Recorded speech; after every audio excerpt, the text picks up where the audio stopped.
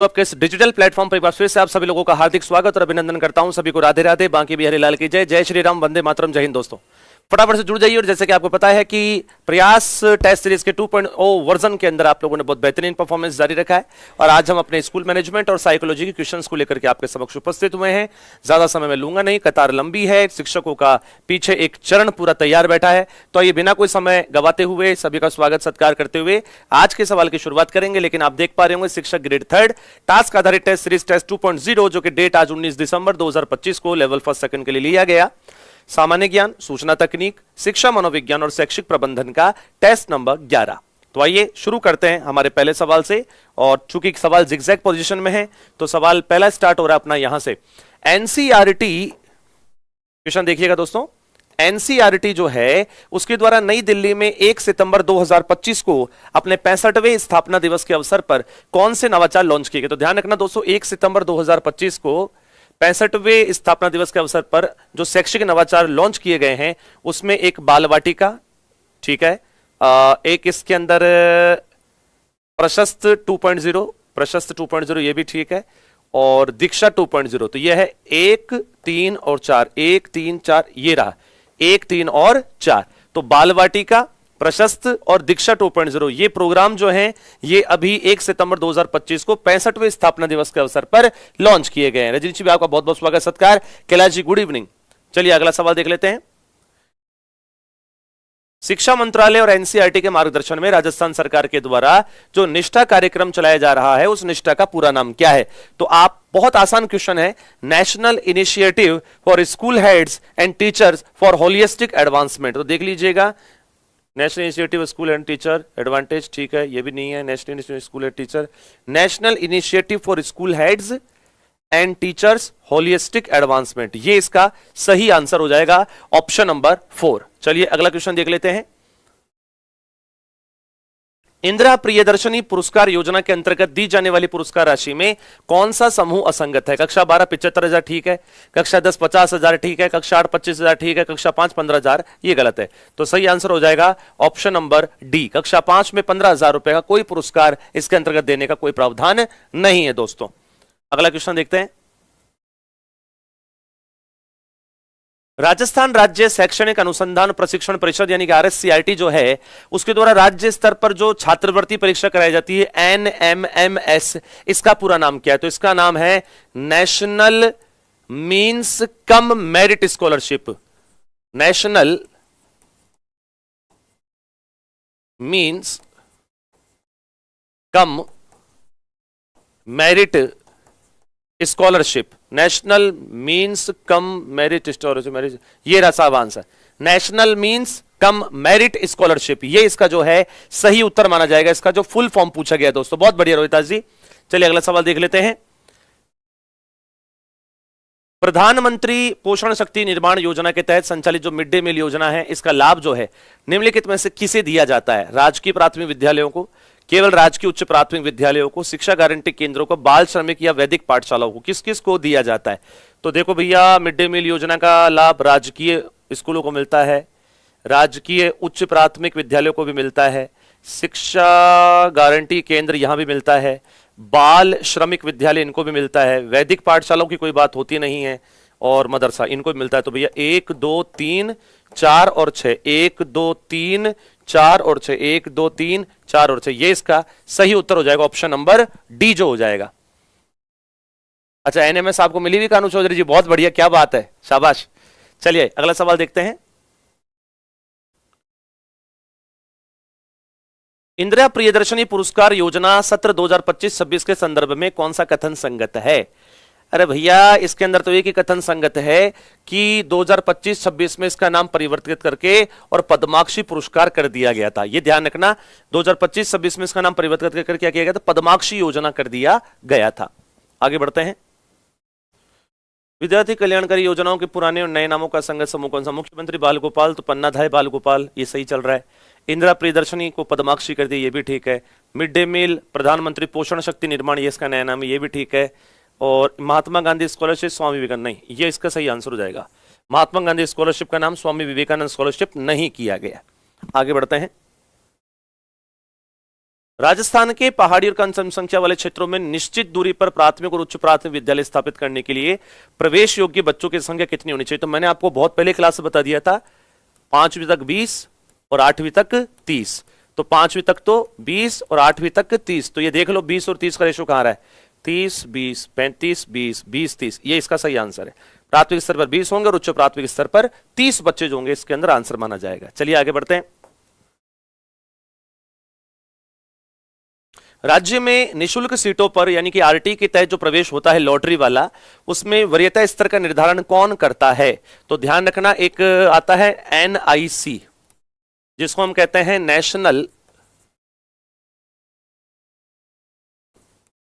National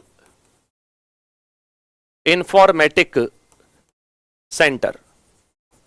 इस national informatic centre के द्वारा रैंडम पद्धति से, कौन सी पद्धति से? रैंडम पद्धति से आपके लॉटरी प्रणाली का संचालन किया जाता है। तो आप अगर यहां देखें तो विद्यालय द्वारा निदेशालय एनआईसी, ये आ गया एनआईसी दोस्तों, ये रहा एनआईसी। तो एनआईसी के द्वारा रैंडम पद्धति से मेरिट निकाली जाती है और उसके तहत जो लॉटरी प्रणाली होती है उसी के माध्यम से आपका एडमिशन जो होता है वो फाइनल हो पाता है। चलिए आगे देखते हैं।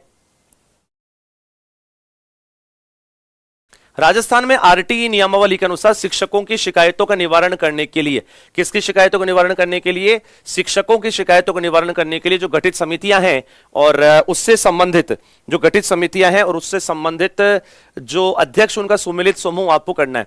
जिला स्तरीय शिकायत निवारण कमेटी, जिला स्तरीय शिकायत निवारण कमेटी का सॉल्यूशन करता है मुख्य कार्यकारी अधिकारी। कौन करता है? मुख्य कार्यकारी अधिकारी, जिसको जिला स्तर पर हम इस चीज के लिए अपॉइंट करते हैं।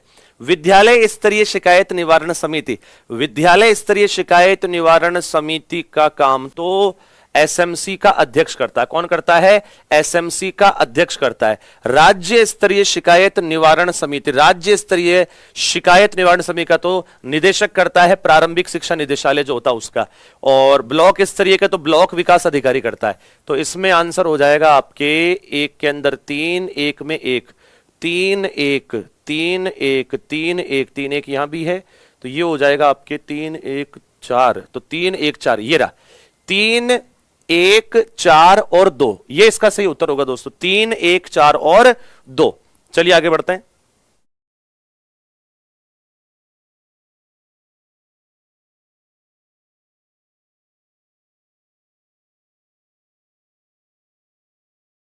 शिक्षा मनोविज्ञान का महत्व क्या है?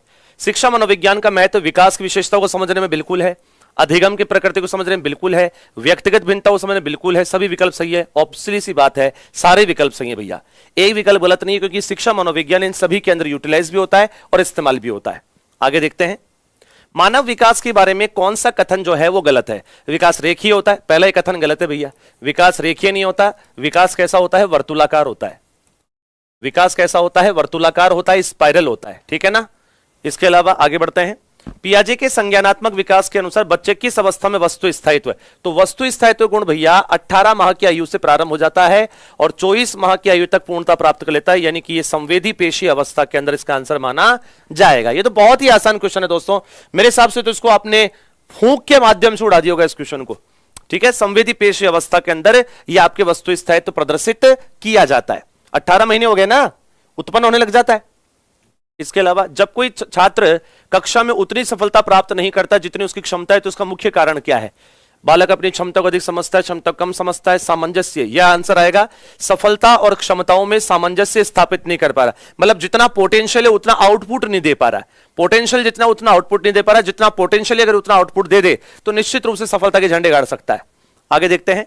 CW आलपोर्ट की परिभाषा में व्यक्तित्व को कैसा माना गया है? गत्यात्मक संगठन माना गया है। कैसा माना गया है? गत्यात्मक संगठन माना गया है। यह मैंने आपको जब क्लास से पढ़ाया था तो पहले कह दिया था, आलपोर्ट की परिभाषा एकमात्र ऐसी परिभाषा है जो पेपर के अंदर आती ही है और मेंस के हिसाब से तो बहुत ज्यादा इंपॉर्टेंस रखती है। और मैं देख पा रहा हूं सारे विद्यार्थी लगभग बेहतरीन और सही उत्तर देते जा रहे हैं। अगला क्वेश्चन, संवेगात्मक बुद्धि के बारे में कौन सा कथन सही नहीं? संवेगात्मक बुद्धि संवेगों को समझकर सही ढंग से नियंत्रण प्रबंधन करती है, ये एक संज्ञानात्मक योग्यता है। संतुलित उत्साही होते, समय स्वजन द्वंद समाधान जैसी योग्यताएं होती। क्वेश्चन बहुत अच्छा है, इसका आंसर क्या होगा फटाफट से बताइएगा। तो संवेगात्मक बुद्धि वाला संतुलित उत्साही सहानुभूतिपूर्ण होता है, ये इसके अंदर सही कथन नहीं है, ये इसके अंदर सही कथन नहीं है। पहली बात तो इसके अंदर बी और सी के अंदर कंफ्यूजन है दोस्तों। इसके अंदर बी संवेगात्मक बुद्धि एक संज्ञानात्मक योग्यता है, संज्ञानात्मक योग्यता नहीं। संज्ञानात्मक योग्यता तो मानसिक या ज्ञानात्मक क्षमताओं का, मूर्त अमूर्त बुद्धि का संबंध संज्ञानात्मक से होता है। आपके संज्ञानात्मक का संबंध कहीं ना कहीं सामाजिक या संवेगात्मक बुद्धि से नहीं होता। इसके अंदर सही आंसर ऑप्शन नंबर बी और सी दोनों ही कहीं ना कहीं जो देखा जा रहा है, ये थोड़ा सा कॉन्ट्रोवर्शियल क्वेश्चन है। इसमें अगर बोनस मार्किंग हो पाई तो मैं आपके लिए जरूर इसकी व्यवस्था करवाने की कोशिश करूंगा, ठीक है। सीखने के सकारात्मक स्थानांतरण को अधिकतम करने के लिए शिक्षक को क्या करना चाहिए? शिक्षक को क्या करना चाहिए? शिक्षक को क्या करना चाहिए? पहला, चर्चा का उपयोग करना चाहिए, बिल्कुल करना चाहिए। सुनिश्चित करना चाहिए कि सिद्धांत समझ में आगे, बिल्कुल करना चाहिए। अनुक्रमिक कार्यों में निपुणता होनी चाहिए, ये भी होनी चाहिए। मौलिक कार्य के साथ सीमित अनुभव प्रदान करें, नहीं भैया सीमित अनुभव नहीं होना चाहिए। एक ही उदाहरण दे, ये भी नहीं होना चाहिए। तो यानी एक बी सी, ये इसका सही उत्तर हो जाएगा कि इसके अंदर जो शुरू के 3 ऑप्शन है ये बिल्कुल इसकी व्याख्या करते हुए नजर आ रहे हैं।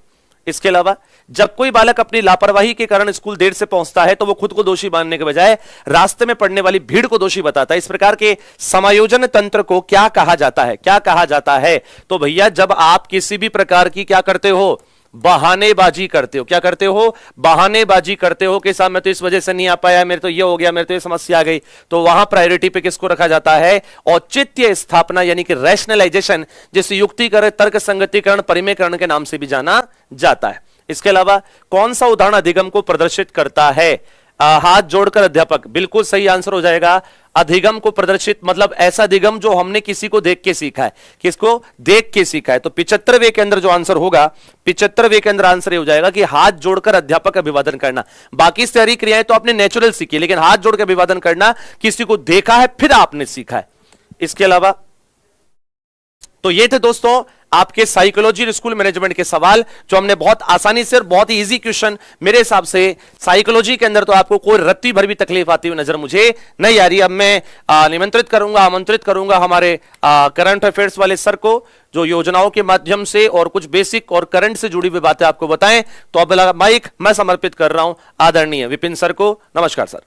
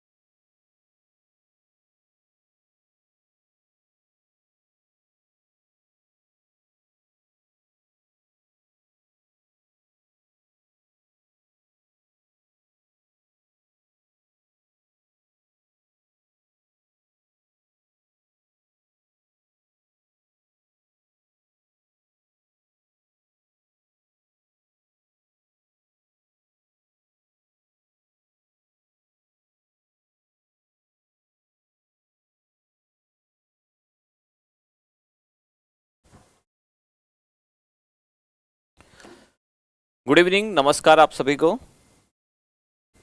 अब हम करंट अफेयर्स वाला जो पोर्शन है इस टेस्ट में, उसके क्वेश्चन स्टार्ट करते हैं। और करंट अफेयर्स के जो क्वेश्चन है, आइए देखते हैं पहला क्वेश्चन कहां से है। शायद ये है क्वेश्चन नंबर 25।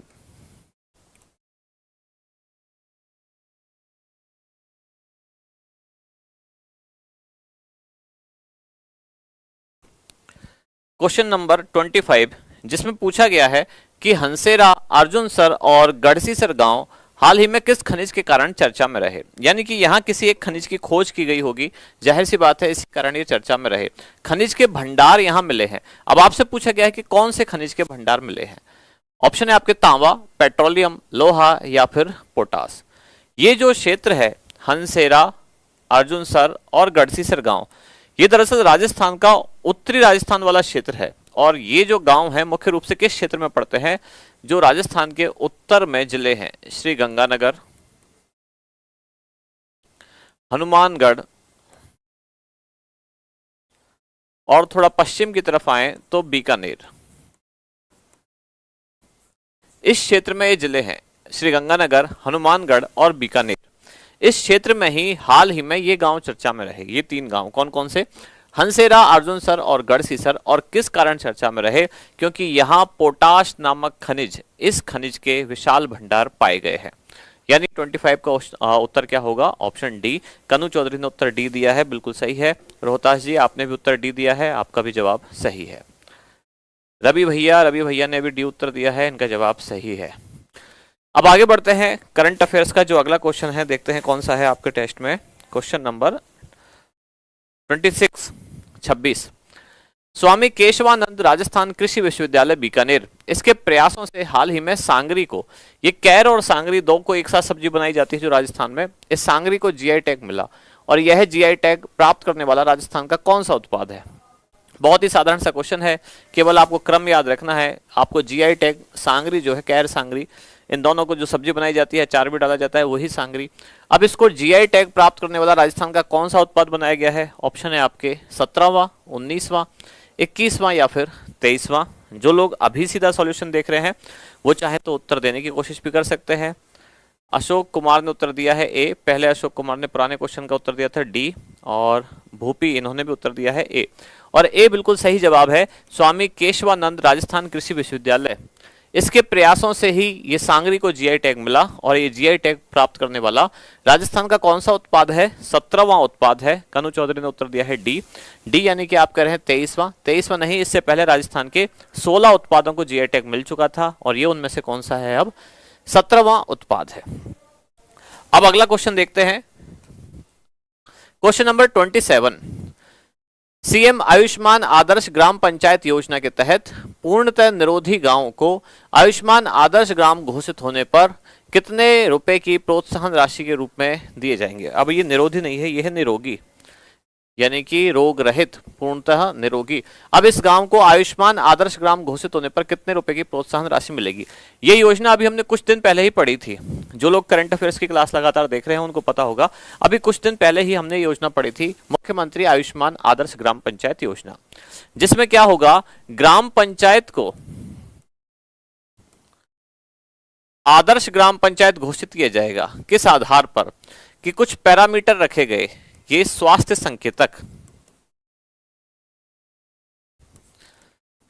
संकेतक या सूचक, ये संकेतक अगर सही चल रहे हैं, ये सब पूरे हो रहे हैं, तो उस ग्राम पंचायत को आदर्श ग्राम पंचायत घोषित किया जाएगा।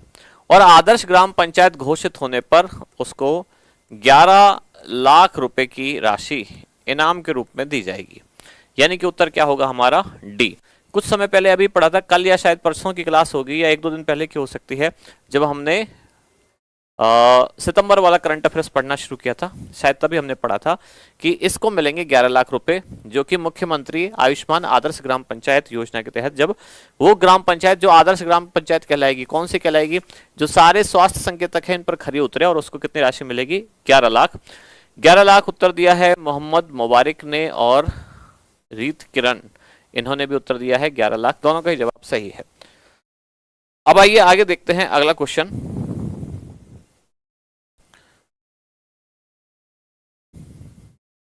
भारत का पहला सिकल सेल हब कहां बनाया जा रहा है। ऑप्शन है आपके जयपुर, कोटा, बीकानेर या फिर उदयपुर। सिकल सेल क्या होता है, पहले तो इस बीमारी को समझना। ये एक बीमारी होती है जिसमें आरबीसी, रेड ब्लड सेल जो है, इसकी शेप यानी कि आकृति कैसी हो जाती है, सिकल जैसी। और सिकल का मतलब होता है हंसिया, हिंदी में जिसको हम कहते हैं हंसियाकार। अब ये हंसिया क्या होता है, यानी कि जिससे आप फसल काटते हैं, फसल काटने की जो दरांती होती है, जो दरांत होता है उसकी जैसे ये हो जाती है आरबीसी, यानी नॉर्मल आरबीसी बाइकॉनकेव होती है। यहाँ 2D में बाइकॉनकेव दिखाना थोड़ा मुश्किल है, यानी आप ऐसे समझें कि कोई एक गोल चीज है, गोल, और वो बीच में से पिचकी हुई है, जैसे कि पेड़ा होता है, पेड़ा मिठाई वाला गोल है और बीच में से अगर उसे हल्का सा पिचका दिया है तो उस पेड़े की जो शेप हो जाएगी वही बाइकॉनकेव है, और आरबीसी की शेप वैसी ही होती है। अब ये आरबीसी अगर अपनी ओरिजिनल शेप को छोड़कर ऐसी हो जाए, इसकी मूल आकृति छोड़कर ये ऐसी हो जाए, तो ये कहलाती है हंसी आकार, यानी कि सिकल। तो सेल की आकृति कैसी हो गई, सिकल नुमा, यानी कि हंसिया नुमा। इसी को कहा गया सिकल सेल एनीमिया। फिर ये बीमारी हो जाती है जब आरबीसी की आकृति हंसी आकार हो जाती है, तो इस बीमारी को कहते हैं sickle cell anaemia, sickle cell anaemia. और इस सिकल सेल एनीमिया से निपटने के लिए भारत का पहला, देखो अगर कोई चीज भारत की पहली और राजस्थान में बनाई जा रही है तो एग्जाम में इंपॉर्टेंट है, भारत का पहला ऐसा सिकल सेल हब कहां बनाया जा रहा है, तो ये बनाया जा रहा है राजस्थान के उदयपुर में, यानी कि ऑप्शन होगा डी। डी उत्तर आप में से कई लोगों ने दिया है, रवि भैया ने उत्तर दिया, ये गलत है, रोहतास जी ने डी उत्तर दिया है, अशोक कुमार ने भी बी उत्तर दिया है, बी भी इसका जवाब नहीं है, यानी कि कोटा नहीं है। पंकज जी ने डी उत्तर दिया, और रीट की रानी, अच्छा रीट किरण नहीं है, ये है रीट की रानी, तो रीट की रानी ने उत्तर दिया है डी। तो रानी जी आपका उत्तर सही है। अशोक ने भी डी उत्तर दिया है, डी भी सही जवाब है। अब आगे बढ़ते हैं अगले क्वेश्चन की तरफ, क्वेश्चन नंबर 30, जिसमें पूछा गया है कि विकसित राजस्थान 2047 कार्य योजना का मुख्य लक्ष्य निम्नलिखित में से कौन सा नहीं है। कई सारे लक्ष्य इसमें दिए गए। पहले तो है क्या ये विकसित राजस्थान 2047, इसमें कहा गया कि 2047 तक, वर्ष 2047 तक राजस्थान को विकसित बनाना है, राजस्थान को विकसित बनाना इसका लक्ष्य है। जैसे भारत सरकार ने एक लक्ष्य घोषित किया और वो था विकसित भारत,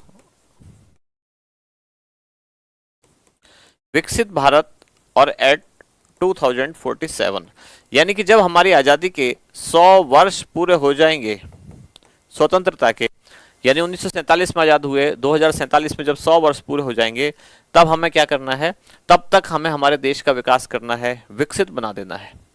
तो विकसित इसे कर देना है। अब जब देश विकसित करने की बात चल रही है तो राजस्थान भी देश का हिस्सा है, राज्य सरकार ने भी एक लक्ष्य घोषित किया है, तो राज्य सरकार ने कहा कि हमें भी राजस्थान विकसित करना है, इसके लिए कार्यक्रम शुरू किया गया विकसित राजस्थान 2047। और इसका कौन सा लक्ष्य नहीं है, पहला 4.3 ट्रिलियन डॉलर की अर्थव्यवस्था बनाना। तो ये जवाब बिल्कुल सही है कि इतना तो हमें मतलब जवाब ये सही नहीं है, ये सेंटेंस सही है। अब यहाँ पूछा क्या है कि कौन सा कथन सही नहीं है, तो ये तो सही है कि लक्ष्य रखा गया 4.3 ट्रिलियन डॉलर की अर्थव्यवस्था राजस्थान को बनाना, तो ये तो सही है।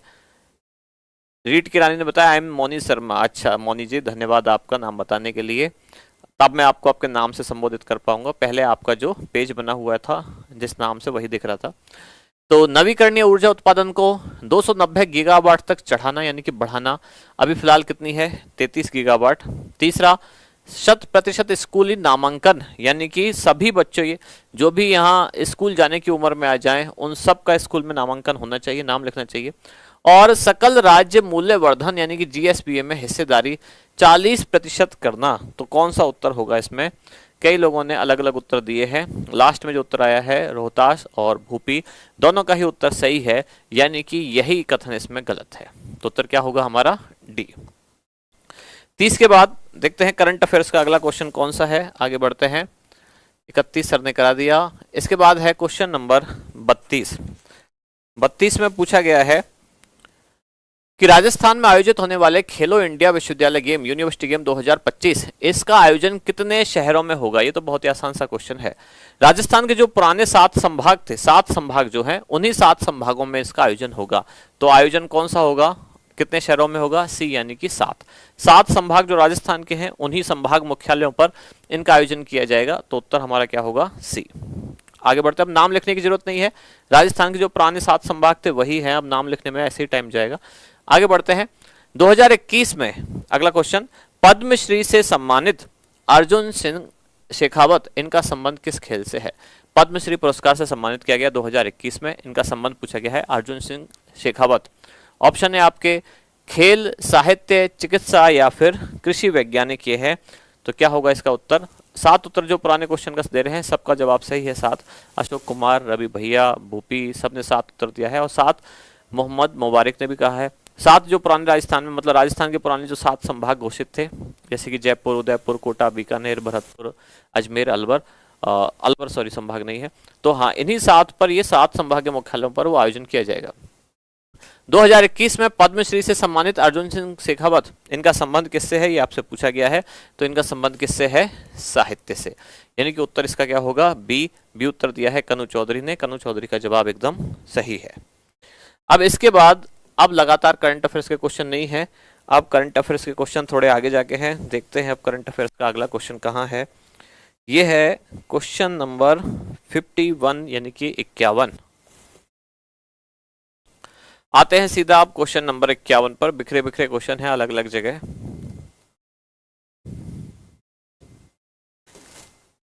राजस्थान में वंदे भारत जल संरक्षण अभियान मुख्यमंत्री भजनलाल शर्मा द्वारा किस झील से प्रारंभ किया गया? अभी जो आपकी ग्रेड 2 परीक्षा हुई थी आरपीएससी के द्वारा, उसमें पूछा गया था ये सवाल, थोड़ा अलग तरीके से पूछा गया था, यहाँ थोड़ा अलग पूछा गया है। वहां पूछा गया था कि जहां ये समाप्त हुआ उस स्थान का नाम दिया गया था पहले, और बताया गया कि हाल ही के दिनों में ये स्थान चर्चा में रहा। आपको बताना था कि किस कारण से चर्चा में रहा। तो उसमें एक ऑप्शन था कि इस स्थान पर ये वंदे भारत जल संरक्षण अभियान का समापन हुआ था। अब आपसे यहां पूछ लिया गया कि किस स्थान से इस अभियान का शुभारंभ हुआ। ऑप्शन है आपके गढ़सीसर झील बीकानेर, सांबर झील जयपुर, जंबा रामगढ़ झील जयपुर या कोलायत झील बीकानेर। अब जो ग्रेड 2 में क्वेश्चन आया था वो ये था कि हाल ही के दिनों में गढ़सीसर नामक स्थान चर्चा में रहा, इसका क्या कारण था? तो उसमें ऑप्शन 1 था कि यहाँ वंदे भारत जल संरक्षण अभियान का समापन हुआ। तो यहां तो हुआ है गढ़सीसर झील बीकानेर, यहां तो हुआ है समापन। अब आपसे पूछा गया है कि शुभारंभ कहां से हुआ था? सांबर झील जयपुर, जंबा रामगढ़ झील जयपुर, कोलायत झील बीकानेर। अब देखो बीकानेर की 2 झील है, तो दोनों में प्रारंभ भी और समापन भी एक ही जिले में से मुश्किल ही है, तो यानी डी ऑप्शन तो संभावना कम है। इसका सही उत्तर क्या है? जंबा रामगढ़ झील जयपुर।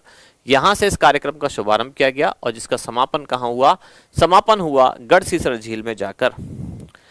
करंट अफेयर्स का अब अगला क्वेश्चन थोड़ा सा आगे चलकर है और ये है अब क्वेश्चन नंबर, देखते हैं आगे कौन सा है, 76। इसके बाद से 2-3 शायद लगातार क्वेश्चन है 76 के बाद। आइए अब अगले क्वेश्चन पे चलते हैं।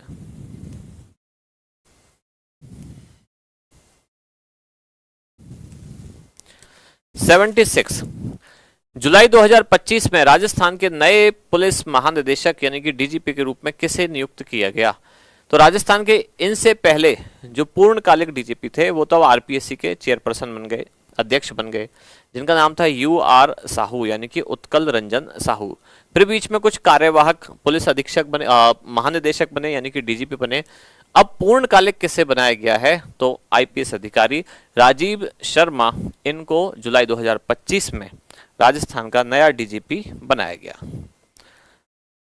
अब अगला, राजस्थान सरकार के द्वारा किन किन महिला पुलिस बटालियन की स्थापना को मंजूरी दे दी गई है? ऑप्शन दिए गए हैं। अच्छा, आप पुराने क्वेश्चन का उत्तर जो डी बता रहे हैं, डी बिल्कुल सही जवाब है। डी जवाब दिया है भूपी ने, मोहम्मद मुबारक ने, टीना यादव ने, रोहतास ने, भूपी ने, अच्छा उन्होंने फिर से जवाब दिया, अशोक जी ने भी डी उत्तर दिया। डी सही है। अब अगले सवाल का जवाब दें कि राजस्थान सरकार के द्वारा किन किन महिला पुलिस बटालियन की स्थापना को मंजूरी दी गई? बाड़मेर में अमृता देवी महिला पुलिस बटालियन, सीकर में पद्मिनी महिला पुलिस बटालियन, अलवर में कालीबाई महिला पुलिस बटालियन और डी ऑप्शन कहा गया है उपयुक्त सभी। अशोक जी ने उत्तर दिया है ए, तो ए तो गलत है। सभी उत्तर दिया है मोहम्मद मुबारक ने और मोनी शर्मा ने। तो जिन्होंने सभी उत्तर दिया है यानी कि उपयुक्त सभी, डी इसका सही उत्तर होगा कि इन तीनों स्थानों पर महिला पुलिस बटालियन की स्थापना करने की बात, इसके लिए मंजूरी राजस्थान सरकार ने प्रदान कर दी है। अगला है क्वेश्चन नंबर 78, जिसमें पूछा गया कि अगस्त 2025 में नीति आयोग के द्वारा जारी वित्तीय स्वास्थ्य सूचकांक में राजस्थान को कौन सी रैंक प्राप्त हुई? देखो, नीति आयोग द्वारा जितने भी सूचकांक प्रकाशित किए जाते हैं उनमें राजस्थान की रैंक जो रहती है चाहे पहली हो, दूसरी हो, या ज्यादा भी रैंक है, अगर खराब रैंक भी है 11वीं 12वीं 15वीं 16वीं, तो वो रैंक भी पूछी जाती है एग्जाम में। तो नीति आयोग ने एक वित्तीय स्वास्थ्य सूचकांक जारी किया, राज्य की वित्तीय स्थिति किसकी कितनी अच्छी है, और उस आधार पर राजस्थान को पूरे देश में कौन सी रैंक मिली ये आपको बताना है। ऑप्शन ए 12वीं, 25वीं, 30वीं या फिर 5वीं। तो हितेश जी ने उत्तर बताया, हितेश राठौड़ ने उत्तर दिया है डी, दुर्गेश मीणा ने उत्तर दिया है डी, मोनी शर्मा ने उत्तर दिया है 12 यानी कि ऑप्शन ए।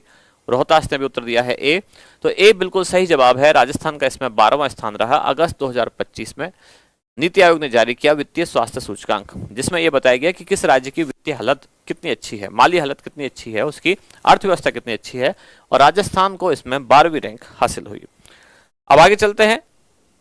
इसके बाद अगला क्वेश्चन, ट्यूनिस की को काटे यूनिवर्सिटी से एमओयू किस विश्वविद्यालय ने किया? एमओयू यानी कि मेमोरेंडम ऑफ अंडरस्टैंडिंग।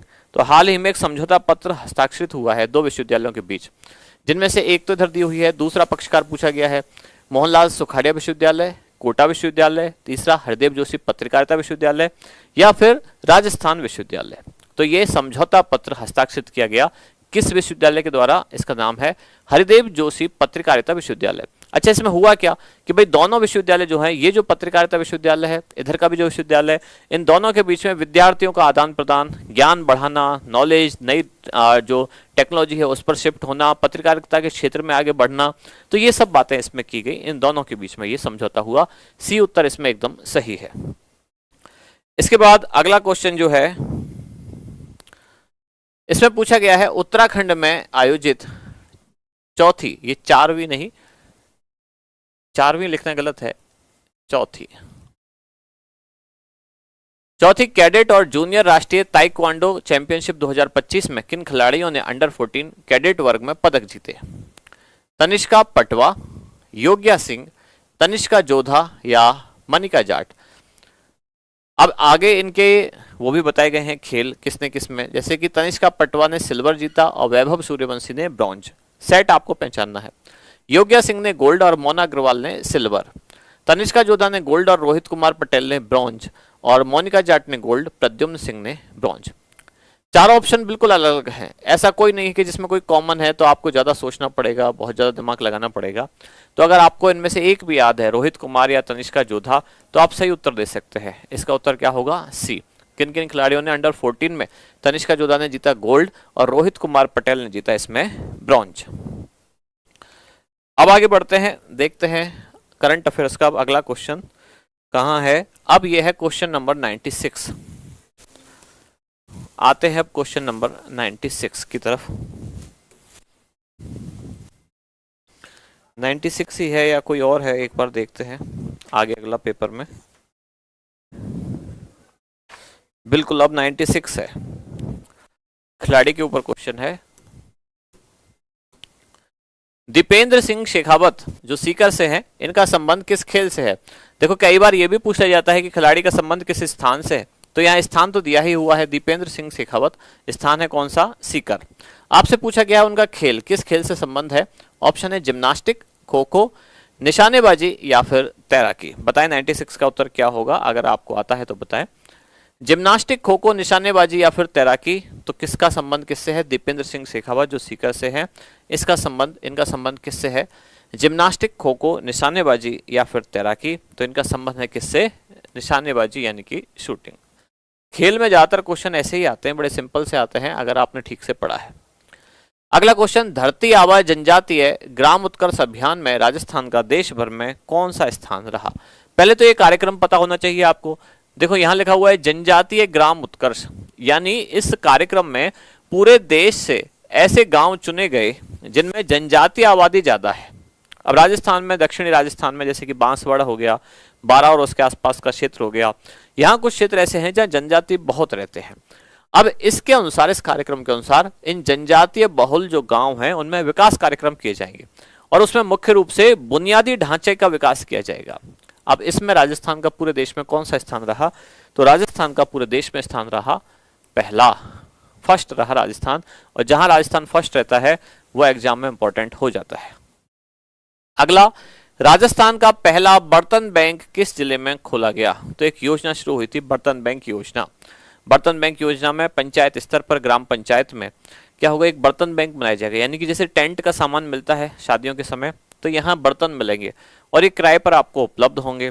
अब इसमें से ये पूछा गया है कि किस जिले में पहला बर्तन बैंक खोला गया, तो ये कहाँ खोला गया है, ये किस जिले में है, ये है कोटा में। यानी कि 98 का क्या होगा, बी कोटा। अब इसके बाद करंट के शायद इतने ही क्वेश्चन है, करंट अफेयर्स के अब आगे क्वेश्चन नहीं है। अब आपके जो रिमेनिंग क्वेश्चन है उनको आगे आने वाले सर आपके साथ डिस्कस करेंगे। करंट अफेयर्स का पोर्शन यहीं समाप्त होता है। धन्यवाद।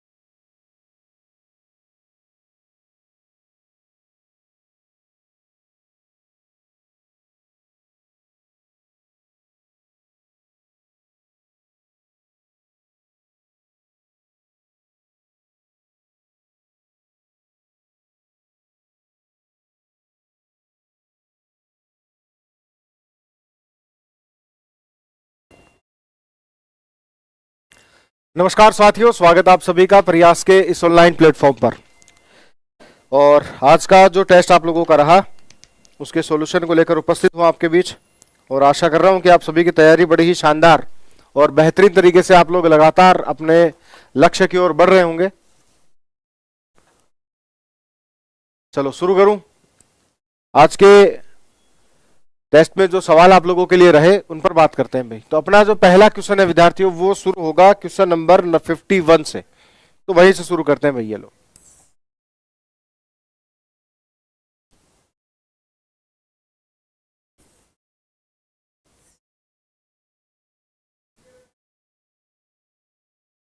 यहां से आ जाओ। तो ये तो है भाई राजस्थान में 51 तो हो गया। आपका करंट को लेकर सवाल था कि वंदे गंगा जल संरक्षण अभियान मुख्यमंत्री भजनलाल द्वारा शुरू किया गया था। ये जमवा रामगढ़ झील आपके जयपुर से इसको शुरू किया गया था। यहां से देखो जल संरक्षण से संबंधित है, तो निम्न में से कौन कौन सी ऐसी विधियां हैं जिनके माध्यम से जल संरक्षण का कार्य पश्चिमी राजस्थान में विशेष रूप से हमें देखने को मिलता है। तो देखो इन सब के अलावा जैसे आगोर है, मदार है, पायतान है, टोबा है, नाड़ी है, बेरी है, ठीक है। वर्षा जल संरक्षण की प्राचीनतम विधियों के अंतर्गत राजस्थान के अंतर्गत आती है। पश्चिमी राजस्थान में विशेष रूप से हमें ये देखने को मिलती है। खड़ीन है, तो ये वर्षा जल संरक्षण की प्राचीन विधियां हैं। एक शब्द और आपको ध्यान रखना है, टांका, और ये तो विशेष रूप से प्रचलित विधि है पश्चिमी राजस्थान में वर्षा जल संरक्षण की। और टांके के जल का उपयोग जो है वो विशेष रूप से पेयजल के अंतर्गत विद्यार्थियों किया जाता है, ये भी अपने को ध्यान रखना है। टांके के जिस भाग में वर्षा के जल को एकत्रित किया जाता है उसे आगोर या पायतान कहा जाता है, ये ध्यान रखना। पहले भी ये सवाल आ चुका है परीक्षा में कि टांके के जिस भाग में वर्षा जल को एकत्रित किया जाता है उस भाग को क्या कहा जाता है, तो आगोर या पायतन कहेंगे। तो यहां पर देखो ये तीनों ही नाम जो है ना वो वर्षा जल संरक्षण की विधियों से रिलेटेड है। तो 52 का आंसर होगा आपका ऑप्शन नंबर 4 साथियों। अगला सवाल, पीएम मोदी द्वारा हाल ही में राजस्थान के किस बांध का वर्चुअल उद्घाटन किया गया? तो वर्चुअल उद्घाटन किया गया साथियों इसरदा बांध को लेकर, ठीक है। इसरदा बांध आपके सवाई माधोपुर के अंदर बना हुआ है बनास नदी पर, ठीक है। और इसका निर्माण क्यों किया गया? तो बनास नदी के अतिरिक्त जल को राजस्थान में एकत्रित रखने के लिए, राजस्थान में रोकने के लिए जिस बांध का निर्माण किया गया वो आपके इसरदा बांध रहेगा, ठीक है। तो ये बनास नदी पर बनाया गया है, कहां पर? सवाई माधोपुर के अंदर। मोरेल सागर बांध भी आपके सवाई माधोपुर में है और ये मोरेल नदी पर है। समजल सेतु ऐसा कोई परियोजना राजस्थान के अंदर नहीं है भाई, ठीक।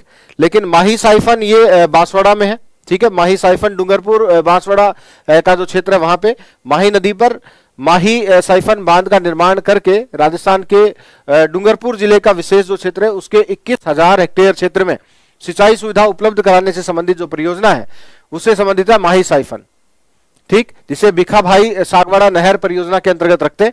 तो ये उसी से रिलेटेड है माही साइफन। तो इसरदा बांध आपके सवाल का आंसर होगा। अगला देखें भाई, राजस्थान में खैर वन जो है वो विशेष रूप से कहां देखने को मिलते हैं? देखो खैर वन को अकेशिया कटेचू कहा जाता है, एक तो ये भी अपने को ध्यान रखना है। पहले भी ये सवाल पूछा गया था, अकेशिया कटेचू किसे कहा जाता है? तो खैर वृक्ष को कहा जाता है और इसका प्रयोग आप सभी को पता ही है कि कत्था उत्पादन हेतु इसका उपयोग करते हैं। और राजस्थान में कत्था उत्पादन के लिए जो जनजाति है वो आपकी कथोड़ी जनजाति प्रसिद्ध होती है भाई। और यहाँ आपके खैर वृक्ष राजस्थान में विशेष रूप से तो जो जिले है अपने कोटा सवाई माधोपुर का क्षेत्र है जहां विशेष रूप से खैर वृक्ष जो है वो साथियों देखने को मिलता है। तो आंसर यहाँ पे ऑप्शन नंबर क्या रहेगा? आपके बी ऑप्शन रहेगा। और आप भी मेरे साथ साथ अपने सवालों के जवाब जो है साथियों वो दे सकते हैं। और जिन विद्यार्थियों ने टेस्ट दिया वो अपना आकलन बिल्कुल बढ़िया तरीके से करें, ठीक है। आगे बढ़ता हूं अगले सवाल की ओर। नेक्स्ट जो अपना अगला क्वेश्चन है उस पर आते हैं भाई। तो देखो साथियों HD 3385 भारतीय कृषि अनुसंधान परिषद। भारतीय कृषि अनुसंधान परिषद का मतलब हुआ ICAR, Indian council for agriculture and research. भारतीय कृषि अनुसंधान परिषद 1929 मुख्यालय होता है नई दिल्ली के अंदर, ठीक, द्वारा विकसित एक किस्म जो उच्च उपज देने एवं जलवायु मौसम परिवर्तन को सहन करने में सक्षम है। यह किस्म किस फसल से संबंधित है? HD 3385 जो किस्म है साथियों इसका संबंध है आपके गेहूं से। तो ऑप्शन ए जो है विद्यार्थियों वो आपके इस सवाल का उत्तर होना चाहिए। गेहूं की अगर मैं अन्य किस्म की बात करता हूं कि गेहूं की और जो अन्य किस्म है वो कौन कौन सी रहेंगी, तो वो देखो आपके कौन कौन सी रहती है, जैसे सोनालिका, सोना कल्याण, सोना कल्याण, एक आपके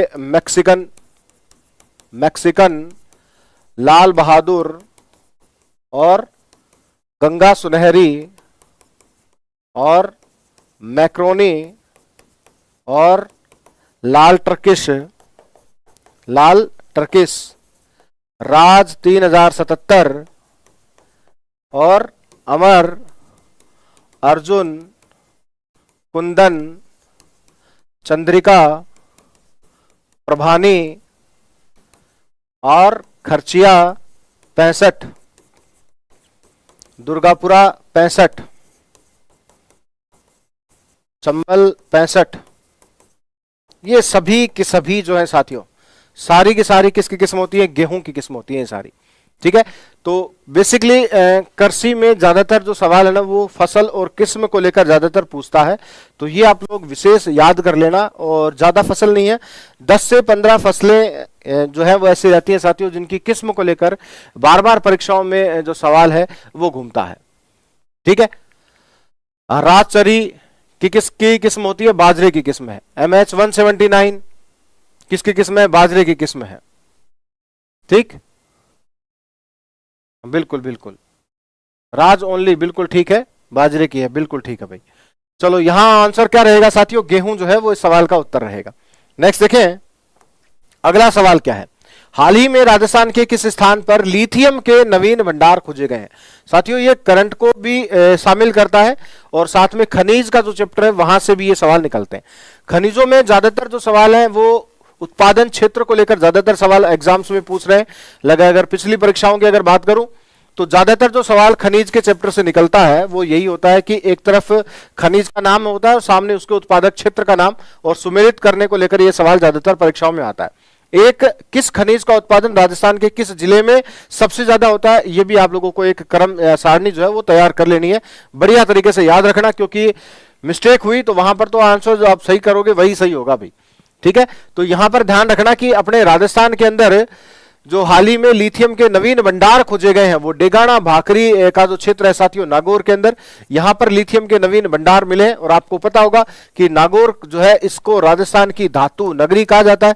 ठीक है, और यहां टंगस्टन और जिप्सम का सर्वाधिक उत्पादक क्षेत्र है राजस्थान में, नागौर जिले के अंतर्गत टंगस्टन और जिप्सम जैसे खनिजों का सर्वाधिक उत्पादन मिलता है, नागौर जिले से मिले हैं। बिल्कुल बिल्कुल राजेंद्र, बहुत बढ़िया आपका उत्तर है। अंकुर बिल्कुल ठीक है, आपका भी आंसर, शाबाश। चलो आगे मैं बढ़ रहा हूं विद्यार्थियों अगले सवाल की ओर। सेवर भरतपुर को लेकर भी एक अच्छा सवाल बनता है क्या कि राष्ट्रीय सरसों अनुसंधान निदेशालय कहां पर है? सेवर भरतपुर में 20 अक्टूबर 1993 को इसकी स्थापना हुई थी। और सेवर के अंदर जो के राष्ट्रीय सरसों अनुसंधान संस्थान था उसको 2009 के अंदर निदेशालय के रूप में स्थापित किया जाता है, यह भी ध्यान रखना। चलो अगला सवाल देखो साथियों क्या था? राजस्थान में सड़क घनत्व जो है साथियों ये पूछा गया। तो राजस्थान का सड़क घनत्व ये जो है ना आपके सड़क घनत्व वो पूछा गया है 31 मार्च 2024 की स्थिति के अनुसार। ठीक है, तो राजस्थान का जो सड़क घनत्व है वो है साथियों 92.66 किलोमीटर प्रति 100 वर्ग किलोमीटर। ठीक है, ये अभी आपके राजस्थान का सड़क घनत्व है भाई 31 मार्च 2024 की स्थिति के अनुसार। ठीक है, तो ये भी आप ध्यान से याद रखना। और अगर मैं बात कर लूं सबसे ज्यादा जनसंख्या ये जो सड़क घनत्व है राजस्थान में वो कहां का है? डूंगरपुर का है सबसे ज्यादा, और न्यूनतम जो है वो आपके कहां का होता है? जैसलमेर का होता है साथियों। तो ये दोनों बातें भी आपको ध्यान रखनी है, और यहां आंसर जो है विद्यार्थियों वो आपका बी ऑप्शन यहां पे रहेगा। नेक्स्ट अगला सवाल, निम्नलिखित में से कौन सा हवाई अड्डा एयरपोर्ट ऐसा है जो भारतीय हवाई अड्डा प्राधिकरण के द्वारा संचालित नहीं है? हवाई अड्डा प्राधिकरण के द्वारा संचालित, देखो आपने AAI का नाम सुना होगा साथियों, एयरपोर्ट अथॉरिटी ऑफ इंडिया, भारतीय विमानपत्तन प्राधिकरण, जिसकी स्थापना जो है साथियों 1995 के अंदर की गई थी, जिसका मुख्यालय होता है नई दिल्ली के अंदर। ठीक है, नई दिल्ली में इसका मुख्यालय है। AAI airport authority of India 1995 में इसकी स्थापना होती है। और इस AAI के द्वारा संचालित जो है या इसके नियंत्रण में संचालित जो एयरपोर्ट है राजस्थान में वो कौन सा नहीं है? तो देखो जयपुर है, डबोक उदयपुर भी है, किशनगढ़ अजमेर भी है, और इनके अलावा एक कोटा एयरपोर्ट है वो भी इसी के नियंत्रण में आता है। तो मतलब ये चारों जो है ना वो AAI के नियंत्रण में साथियों संचालित होते हैं। जोधपुर वाला जो एयरपोर्ट है वो भारतीय वायुसेना के नियंत्रण में साथियों संचालित होता है। ठीक है, मतलब मैं ये कहूं कि राजस्थान की 6 हवाई पट्टियां हैं जो इंडियन एयरफोर्स भारतीय वायुसेना के नियंत्रण में जो है साथियों संचालित होती है। और अभी आप ये भी ध्यान रख सकते हो यहाँ पे कि जयपुर जो एयरपोर्ट है वर्तमान में ये निजी क्षेत्र के नियंत्रण में साथियों काम कर रहा है, ठीक है। और किसके नियंत्रण में काम कर रहा है आप सभी कमेंट करके मेरे को बता सकते हैं कि वर्तमान में सांगानेर जो अंतर्राष्ट्रीय एयरपोर्ट है राजस्थान का, ये किस निजी क्षेत्र के नियंत्रण में वर्तमान में संचालित है, ठीक है। कमेंट करके बताना, अगर आप नहीं बता पाओगे तो फिर मैं आपको उसका आंसर जरूर बताऊंगा साथियों। चलो आगे बढ़ रहा हूं अगले सवाल पर। राजस्थान में भूमि अवनयन के अंतर्गत सर्वाधिक क्षेत्र प्रभावित है। देखो भूमि अवनयन कह दो, भूमि अवकर्षण कह दो, एक ही बात है। मतलब अगर अपन बेसिकली सामान्य शब्द की अगर मैं बात करूं, बिल्कुल अडानी ग्रुप, ब्रिजमोहन, बहुत शानदार आपका उत्तर है, बहुत ही बढ़िया भाई। रातानाडे एयरपोर्ट है जोधपुर का, जो भारतीय वायुसेना के द्वारा संचालित है। अडानी ग्रुप को 50 साल के लिए लीज पर दिया गया है, बहुत बढ़िया भाई, शाबाश साथियों, बिल्कुल यही उम्मीद थी, आप लोग खरे उतर रहे हो, ये बहुत अच्छी बात है। चलो तो अपन बात कर रहे हैं यहां पर भूमि अवनयन या भूमि अवकर्षण। तो भूमि अवनयन या भूमि अवकर्षण का मतलब होता है साथियों, यहां पर आपके मिट्टी का जो कटाव अपन कह सकते हैं या उसकी उत्पादन शक्ति में कमी कह सकते हैं, है ना। तो ये सबसे ज्यादा जो क्षेत्र है वो अपने को राजस्थान में कहां देखने को मिलता है, तो विशेष रूप से जो मरुस्थलीय क्षेत्र अपना है पश्चिमी राजस्थान, वहां पानी की कमी है। सबसे ज्यादा जो प्रभाव पड़ेगा वो किसका पड़ेगा, वायु का पड़ेगा, ठीक है। तो वायु अपर्दन से भूमि अवनयन की समस्या जो अंतर्गत सबसे ज्यादा जो क्षेत्र है अपने राजस्थान का, वो किसके अंतर्गत आता है, वायु अपर्दन के क्षेत्र के अंतर्गत आता है। तो ऑप्शन बी जो है विद्यार्थियों वो आपके सवाल का आंसर होगा। चलो अगला है, राजस्थान में लौटते मानसून की ऋतु क्या है। देखो राजस्थान में बेसिकली जब हम लोग ऋतुएं पढ़ते हैं तो ऋतुओं के 3 प्रकार हम लोग पढ़ते हैं राजस्थान में। एक ऋतु ऐसी जिसका राजस्थान में हमें प्रभाव या स्पष्ट प्रभाव देखने को नहीं मिलता, उसी को हम लोग लौटता हुआ मानसून या फिर आप इसको कह सकते हो उत्तरी पूर्वी मानसून। क्या कह सकते हो साथियों, उत्तरी पूर्वी मानसून भी आप इसको कह सकते हो। इसे मानसून प्रत्यावर्तन भी हम लोग कह सकते हैं, मानसून प्रत्यावर्तन, और इसे मानसून का निवर्तन जो है साथियों ये भी कहा जा सकता है, ठीक है। तो इसका जो समय हमसे पूछा गया है विद्यार्थियों, तो समय जो है ना आप 2 तरीके से ध्यान रखना साथियों, एक तो भारत के लिए और एक अपने राजस्थान के लिए, ठीक है। भारत में मानसून प्रत्यावर्तन का समय शुरू हो जाता है सितंबर अक्टूबर से, जबकि राजस्थान में इसकी जो शुरुआत है वो अक्टूबर नवंबर से होती है साथियों, और इसका पूर्ण जो समय है वो अक्टूबर से लेकर दिसंबर माह तक जो है वो रहता है। यानी अगर अपने से ये कहा जाए सवाल कि भाई राजस्थान या भारत से दक्षिणी पश्चिमी मानसून पवनें किस समय तक पूर्ण रूप से लौट चुकी होती हैं, तो वो किस माह तक, दिसंबर माह तक पूर्ण रूप से दक्षिणी पश्चिमी मानसूनी पवनें भारत से लौट जाती हैं उत्तरी पूर्वी मानसूनी पवनों के रूप में। और इस लौटते हुए मानसून से अगर मैं ये कहूं कि सबसे ज्यादा बारिश वाला क्षेत्र कौन सा है, तो वो कोरोमंडल तट होता है तमिलनाडु का, जो लौटते हुए मानसून से सबसे ज्यादा वर्षा प्राप्त करता है, ठीक है। तो यहां पर उत्तर साथियों अपना होना चाहिए अक्टूबर से दिसंबर। सी जो ऑप्शन है विद्यार्थियों वो आपके सवाल का जवाब होगा। अगला कोपेन का जो जलवायु वर्गीकरण है, तो बहुत बार कोपेन का नाम हम लोग बेसिकली पढ़ते ही हैं, और ज्यादातर जो सवाल इसका आता है, एक तो जलवायु वर्गीकरण का आधार क्या है, उसने अपना मूल जलवायु वर्गीकरण किस वर्ष में दिया था, कितनी बार उसने अपने जलवायु वर्गीकरण में संशोधन किए, ठीक है। ये बेसिक सवाल है कोपेन के जलवायु वर्गीकरण को लेकर। लेकिन अपने राजस्थान गवर्नमेंट की परीक्षाओं की अगर बात करते हैं तो ज्यादातर जो सवाल आता है उसका यह होता है कि किस जलवायु प्रदेश में कौन से जिले जो है वो रखता है, और कौन कौन से जलवायु प्रदेश उसके द्वारा निर्धारित किए गए थे। तो देखो वनस्पति जलवायु प्रदेशों के वर्गीकरण का मूल आधार था, मतलब अगर मैं ये कहूं कि कोपेन का जो जलवायु वर्गीकरण है बेसिकली वो किस पर डिपेंड करता है, तो वनस्पति को आधार मानकर उसने जलवायु वर्गीकरण दिया था। इसके अलावा भी आप एक बात याद कर सकते हो, कैंडोल का जलवायु वर्गीकरण सबसे पहले आता है। मतलब दुनिया में पहली बार जलवायु प्रदेशों के वर्गीकरण का जो काम है वो कैंडोल ने किया था वनस्पति के आधार पर 1874 के अंदर, और 1900 ईस्वी में आपके व्लादिमीर कोपेन आते हैं जो जलवायु प्रदेशों का वर्गीकरण कैंडोल के वर्गीकरण को आधार मानकर साथियों करते हैं, ठीक, ये थोड़ा ध्यान रखना। और इसके जलवायु प्रदेशों को आधार मानकर, यानी कि कोपेन ने जो विश्व का जलवायु वर्गीकरण दिया उसको आधार मानकर हमने राजस्थान में जो जलवायु प्रदेश निर्धारित किए वो 4 निर्धारित किए भाई, BWHW, BSHW, CWG और AW। ये कोपेन के जलवायु वर्गीकरण के आधार पर राजस्थान में 4 प्रकार के जलवायु प्रदेश निर्धारित किए जाते हैं। सवाल है यहाँ पे कि BWHW जलवायु प्रदेश के अंतर्गत पूर्णतः आपके BWHW जलवायु प्रदेश के अंतर्गत वो जिला है वो आता है, कौन सा आता है? ऑप्शन है आपके बाड़मेर, ऑप्शन है जोधपुर, ऑप्शन है बीकानेर, और ऑप्शन आता है भाई जैसलमेर। तो सबसे पश्चिमी जिला, आप देखो जब राजस्थान के अंदर अपन जलवायु प्रदेशों की बात करते हैं तो पश्चिमी राजस्थान से जब अपन इस प्रकार से चल रहे हैं पूर्वी राजस्थान की ओर, ठीक है, तो ये सबसे पश्चिम की ओर जो है वो BWHW जलवायु प्रदेश आता है, और जैसलमेर जिला पूरा का पूरा आपके BWHW जलवायु प्रदेश के अंतर्गत पूर्ण रूप से साथियों शामिल है। तो यहां पे आपके सवाल का सबसे सटीक जो आंसर होगा साथियों वो होगा जैसलमेर। ठीक है, BWHW, BSSW, CWG, AW, बहुत बढ़िया भाई। ठीक है, बहुत शानदार आप लोगों के जवाब जो है वो मुझे देखने को मिल रहे हैं साथियों, बहुत बढ़िया। चलो आगे मैं बढ़ रहा हूं अगले सवाल की ओर। नेक्स्ट जो अपना अगला क्वेश्चन है उसकी ओर मैं बढ़ रहा हूं। चलो तो अगला देखो क्या है, जनगणना 2011 के अनुसार राजस्थान के कौन से जिले में अधिकतम जनजाति जनसंख्या थी। मतलब राजस्थान का वह कौन सा जिला है जहां जनजाति जनसंख्या सबसे ज्यादा थी, उसका नाम आप लोगों को यहां पे बताना है।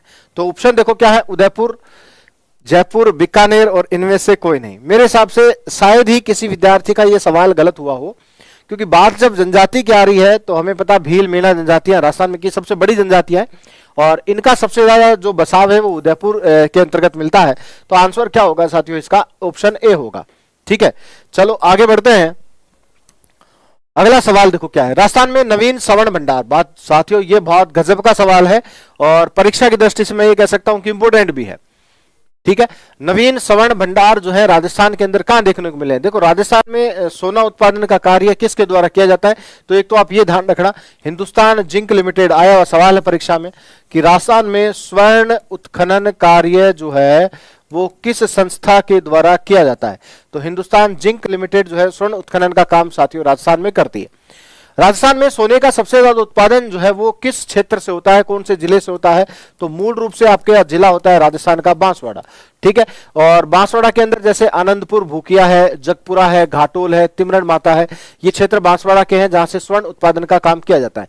रायपुर खेड़ा क्षेत्र है आपके कहां का है, धौलपुर का है। ठीक है, तो ये भी आप ध्यान रखोगे। तो एक धान बांसड़ी क्षेत्र है दौसा का, वहां से भी स्वर्ण के भंडार जो है वो मिले हैं। और अभी बांसवाड़ा के अंदर जो नवीन स्वर्ण भंडार क्षेत्र मिला है वो काकरियागढ़ क्षेत्र है बांसवाड़ा का, जहां से राजस्थान में स्वर्ण के नवीनतम भंडार जो है साथियों वो देखने को मिले हैं। तो यहां पर ऑप्शन ए जो है विद्यार्थियों वो आपका आंसर यहां पे रहेगा। ठीक है, और आंसर मिल भी रहे हैं मेरे को, बहुत बढ़िया। ये आंसर बहुत सारे विद्यार्थियों का आ रहा है, ब्रिजमोहन, अशोक है, कानू है, कल्पना है, बहुत बढ़िया भाई, शाबाश साथियों। आगे बढ़ता हूं, रायपुर खेड़ा भी स्वर्ण उत्पादक क्षेत्र है साथियों, ध्यान रखना। और भाकरी डेगाना क्षेत्र जो है ये आपके किससे संबंधित है, टंगस्टन से संबंधित हैं। चलो अगला है राजस्थान में हरित ऊर्जा। देखो साथियों जब भी हरित ऊर्जा, ग्रीन एनर्जी की बात आए ना तो आपको याद कर लेना है अक्षय ऊर्जा। जब भी हरित ऊर्जा की बात करें, अक्षय ऊर्जा की बात हो रही है, मतलब गैर परंपरागत जो ऊर्जा स्रोत है उसकी बात हो रही है, ध्यान से याद रखना। और गैर परंपरागत ऊर्जा के अंतर्गत राजस्थान में अगर किसी ऊर्जा का सबसे ज्यादा डेवलपमेंट या विकास हमें देखने को मिल रहा है तो वो सौर ऊर्जा और पवन ऊर्जा की सर्वाधिक जो विकास है राजस्थान में वो हमें मिलता है या देखने को मिलता है। और सौर ऊर्जा के उत्पादन में तो राजस्थान का देश में पहला स्थान भाई, वर्तमान कंडीशन ये है। ठीक, तो यहां आंसर जो है साथियों हरित ऊर्जा गलियारा, ग्रीन एनर्जी कॉरिडोर जो है वो आपके किससे संबंधित होगा, सौर ऊर्जा और पवन ऊर्जा ट्रांसमिशन से संबंधित होगा। तो ऑप्शन ए जो है विद्यार्थियों वो आपके इस सवाल का आंसर यहां पे रहेगा। ठीक है, चलो अगली बात, भूमि की उर्वरता बढ़ाने के लिए निम्न में से कौन सी फसल बोई जाती है। देखो भूमि यानी कि मिट्टी जो है उसमें उत्पादन की मात्रा को बढ़ाने के लिए, उसकी उपजाऊ शक्ति को बढ़ाने के लिए किसका उपयोग सामान्य रूप से करते हैं या किसकी खेती की जो है वो की जाती है। तो बेसिकली आप कह सकते हो भाई दलहन फसलों की खेती की जाती है, दलहन फसल की खेती कर सकते हैं। ठीक है, या फिर आप किसका उपयोग कर सकते हैं, मोस, लाइकेन या शैवाल, मोस, लाइकेन या शैवाल का उपयोग भी कर सकते हैं। ये भी भूमि के अंदर नाइट्रोजन की मात्रा को बढ़ाते हैं जिससे भूमि की उत्पादन शक्ति जो है साथियों बढ़ जाती है। दलहन फसल क्यों, क्योंकि दलहन फसलें जो होती हैं इनकी जड़ों में राइजोबियम जो बैक्टीरिया होता है साथियों वो मिलता है। कौन सा है, राइजोबियम बैक्टीरिया जो मिलता है। और ये क्या करता है राइजोबियम बैक्टीरिया, ये वायुमंडलीय नाइट्रोजन को पौधे की सहायता से अवशोषित करके पौधे की जड़ों में गांठों के रूप में नाइट्रोजन को एकत्रित कर देता है।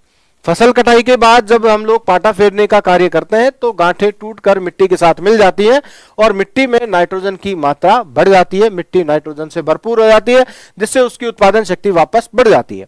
इसीलिए हम लोग प्रत्येक दूसरे या तीसरे वर्ष में दलहन फसलों की खेती करते हैं ताकि खेत की मिट्टी लगातार उपजाऊ जो है साथियों बनी रहे। तो यहां पर आपका आंसर जो है दलहन फसलों की अगर मैं बात करता हूं तो उड़द जो है वो आपके सवाल का जवाब होना चाहिए। ठीक है, नेक्स्ट, भारत के उत्तर पश्चिम रेलवे मंडल या रेलवे जोन का मुख्यालय निम्नलिखित में से किस शहर में स्थित है या कहां पे स्थित है?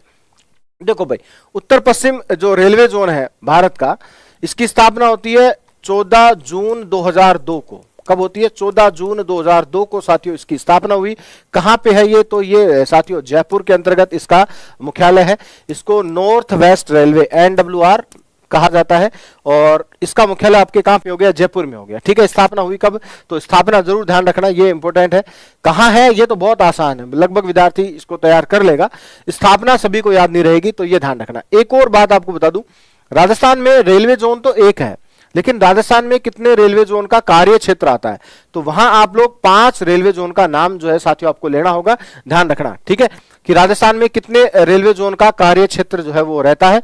तो मैं 5 रेलवे जोन का नाम आप लोगों को बता रहा हूं, उनके नाम आप लोगों को ध्यान रखने। एक तो होता है नॉर्थ रेलवे, उत्तरी रेलवे, और उत्तरी रेलवे का मुख्यालय जो है साथियों वो आपके दिल्ली में होता है। ठीक है, उसके बाद आता है उत्तरी मध्य railway NCR, north central railway, जिसका मुख्यालय होता है आपके प्रयागराज यानी कि इलाहाबाद उत्तर प्रदेश के अंदर। एक होता है आपके वेस्टर्न रेलवे, पश्चिम रेलवे, जिसका मुख्यालय होता है मुंबई के अंदर। एक होता है WCR मतलब वेस्ट सेंट्रल रेलवे, और इसका मुख्यालय होता है आपके जबलपुर मध्य प्रदेश के अंदर। और एक होता है आपके NWR मतलब नॉर्थ वेस्ट रेलवे। ठीक है, और इसका मुख्यालय होता है अपने जयपुर के अंदर। ठीक है बेटा, तो ध्यान से देखो साथियों, ये 5 रेलवे जोन ऐसे हैं जिनका कार्य क्षेत्र अपने राजस्थान के अंतर्गत आता है। ठीक है, राजस्थान में 5 रेल मंडल की बात हम लोग कर लेते हैं। और रेल मंडल कौन कौन से हैं आपके? जैसे जयपुर हो गया, अजमेर हो गया, जोधपुर हो गया। ठीक है, जयपुर, अजमेर, जोधपुर। एक होता है आपके बीकानेर और एक होता है कोटा। ठीक है, ये 5 रेल मंडल होते हैं साथियों, और रेलवे जोन जो है राजस्थान में एक ही है। इन 5 में से केवल कोटा रेल मंडल ऐसा है राजस्थान का जो पश्चिम मध्य रेलवे के अंतर्गत आता है। ठीक है, और जिसका मुख्यालय होता है बेटा कहां पे? अभी अपन पढ़े थे जबलपुर के अंतर्गत इसका मुख्यालय जो है वो अपने को मिलेगा। बाकी जो 4 रेलवे मंडल हैं, इनका जो कार्य क्षेत्र है ये जो है वो किसके अंतर्गत आते हैं? बाकी चारों जो रेल मंडल है वो, तो ये आते हैं आपके NWR नॉर्थ वेस्ट रेलवे में आते हैं। ठीक है, तो ये ध्यान रखना। इसका उत्तर जो है साथियों जयपुर यहां पे आपके सवाल का जवाब होगा। नेक्स्ट, शिक्षा मनोविज्ञान 67। तो आगे अपने सवाल देख लेता हूं मैं एक बार साथियों, कितने नंबर से शुरू होंगे बेटा? 67 के बाद आपके सवाल हैं, क्वेश्चन नंबर आपका है 81। तो 81 से मैं निकाल लेता हूं है।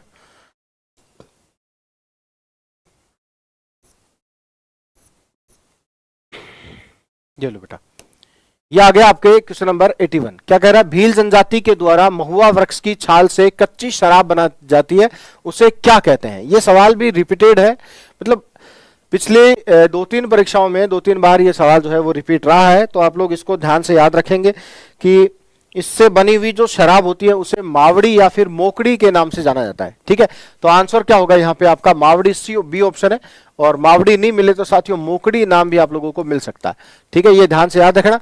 और महुआ वृक्ष जो है वो विशेष रूप से अपने राजस्थान के अंदर चित्तौड़गढ़, उदयपुर और प्रतापगढ़ जिलों का क्षेत्र है, जहां पर इसके वृक्ष हमें सर्वाधिक मात्रा में देखने को मिलते हैं। ठीक है, और अभ्यारण्य की अगर मैं बात करूं तो सीता माता अभ्यारण्य भाई, जहां पर इसके वृक्ष जो है वो सर्वाधिक हमें देखने को मिलते हैं। और सीता माता अभ्यारण्य में जो उड़न गिलहरी अपने को मिलती है वो भी महुआ वृक्ष पर ही निवास करती है, इसी पर हमें देखने को मिल सकती है। ठीक, तो ये भी ध्यान रखना।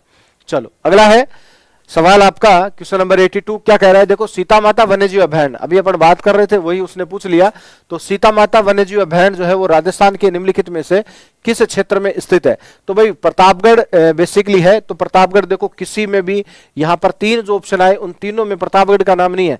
अगर तीनों में प्रतापगढ़ का नाम होता तो फिर भी हम थोड़ा विचार करते और आसपास के जिले के आधार पर चुनाव करने का प्रयास करते। बेसिक जो जिला है, सबसे मूल है, वो प्रतापगढ़ है, और इसी के आधार पर इसका आंसर जो है वो हमें प्रतापगढ़ चित्तौड़गढ़ जो है साथियों करना होगा।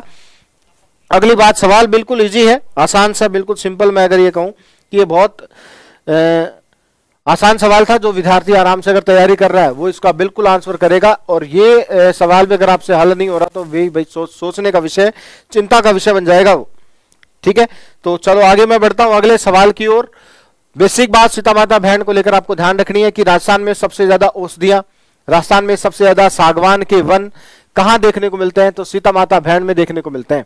उड़न गिलहरी के लिए प्रसिद्ध है। चिंतल की मातृभूमि इसे कहा जाता है। चिंतल को स्थानीय भाषा में भेंडल कहा जाता है। लवकुश के झरने यहाँ हमें देखने को मिलते हैं।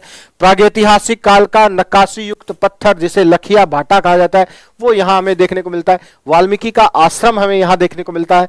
तो ये सारी विशेषताएं जो है वो सीता माता अभयारण्य से है। जाखम और करमोई नदियों का प्रवाह क्षेत्र यहाँ पर है। जाखम बांध है राजस्थान का सबसे ऊंचा बांध, ठीक है, ये भी आप ध्यान रखेंगे।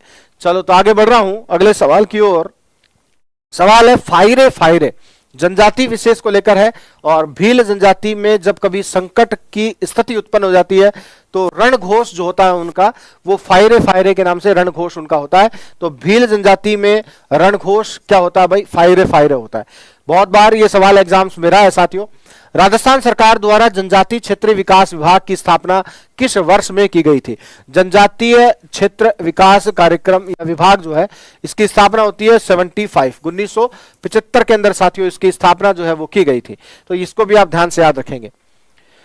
राजस्थान के उत्तर से दक्षिण एवं पूर्व से पश्चिम विस्तार में अंतर क्या है भाई? बहुत अगर बिल्कुल आराम से आप इस सवाल का उत्तर कर सकते थे अगर मैं ये कहूं कि उत्तर से दक्षिण की जो लंबाई है राजस्थान की वो 826 किलोमीटर होती है। वहीं अगर मैं पूर्व से पश्चिम की चौड़ाई की अगर बात कर लूं तो पूर्व से पश्चिम की चौड़ाई होती है 869 किलोमीटर। और इस लंबाई चौड़ाई का जब अंतर निकाला जाता है तो वो होता है 43 किलोमीटर। तो एक विकर्ण जो है साथियों वो भी आप थोड़ा सा ध्यान रखना। विकर्ण एक तो होता है ये दक्षिण पश्चिम से उत्तर पूर्व दिशा की ओर, दक्षिण पश्चिम से उत्तर पूर्व दिशा का विकर्ण होता है राजस्थान में जिसकी लंबाई होती है 784 किलोमीटर। और एक होता है आपके दक्षिण पूर्व से उत्तर पश्चिम का विकर्ण होगा, ठीक है ना, इसकी लंबाई होगी 850 किलोमीटर। तो राजस्थान के सबसे लंबे विकर्ण की लंबाई बताओ तो आपको 850 किलोमीटर बताना है। ध्यान रखना है लंबाई चौड़ाई की जो रेखाएं हैं वो राजस्थान के किस गांव में एक दूसरे को क्रॉस करती हैं? तो वो लामपोई गांव होता है साथियों। लामपोई गांव जो है वो नागौर जिले से रिलेट करता है, ध्यान रखना। और एक और बात बता दूं कि अभी ये सैटेलाइट सर्वे मतलब उपग्रह सर्वेक्षण प्रणाली के आधार पर राजस्थान के मध्यवर्ती गांव के रूप में किसे चुना गया है या किसे राजस्थान का मध्यवर्ती गांव निर्धारित किया गया उपग्रह सर्वेक्षण प्रणाली के आधार पर? तो वो गांव होता है गंगराना। और गंगराना गांव जो है बेटा ये भी आपके नागौर जिले के अंतर्गत आता है, ध्यान रखना भी, ठीक है। चलो अगला सवाल साथियों, तो इसका उत्तर आप क्या करोगे? 43 किलोमीटर, डी ऑप्शन आंसर हो जाएगा। सवाल है गतिशील बालू-रेत के जो टीले होते हैं उनको क्या कहा जाता है? गतिशील मतलब स्थानांतरित जो बालू का स्तूप होते हैं एक स्थान से दूसरे स्थान की ओर शीघ्रता से गतिशील होते हैं, स्थान परिवर्तन करने वाले होते हैं। तो स्थान परिवर्तन करने वाले या गतिशील स्थानांतरित बालू का स्तूपों को धरियन या फिर साथियों धारियान के नाम से जाना जाता है, ठीक है। धरियन या क्या कहते हैं इनको? धारियान कहा जाता है। आपको याद होगा कि राजस्थान के अंदर जो आपके शुष्क मरुस्थल है, शुष्क मरुस्थल, उसके हम लोग दो पार्ट करते हैं, एक बालुका स्तूप युक्त प्रदेश और एक बालुका स्तूप मुक्त प्रदेश। तो बालुका स्तूप जो युक्त प्रदेश है एक तो इसकी बात कर लेते हैं और एक होता है बालुका स्तूप मुक्त प्रदेश। ये ध्यान रखना बेटा, ये दोनों शुष्क मरुस्थल के पार्ट होते हैं। और यहां से डायरेक्ट सवाल निकलता है, बहुत बार परीक्षाओं में सवाल आया है कि राजस्थान का जो है आपके शुष्क मरुस्थल का कितने प्रतिशत भाग जो है वो बालुका स्तूप मुक्त प्रदेश के अंतर्गत आता है? तो 41.5% होता है। और अगर मैं युक्त प्रदेश की बात कर लेता हूं तो वो होता है आपके 58.5%, मतलब 58.5% होता है, ठीक है। तो दोनों को साथियों ध्यान पूर्वक आप लोग याद रखेंगे, ठीक है। आगे बढ़ता हूं साथियों अगले सवाल की ओर। और लसाड़िया का पठार राजस्थान के किस जिले में स्थित है? ये शानदार गजब का सवाल है।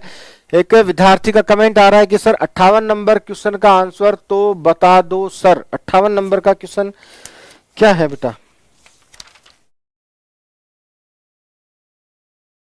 हवाई अड्डा जो भारतीय हवाई अड्डा द्वारा संचालित नहीं है, जोधपुर हो जाएगा बेटा। क्वेश्चन नंबर 58 का आंसर जो है ना वो क्या होगा? जोधपुर होगा।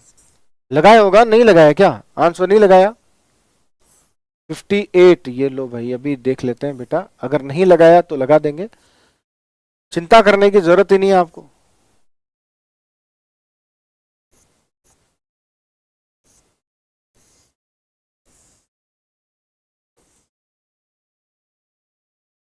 कथा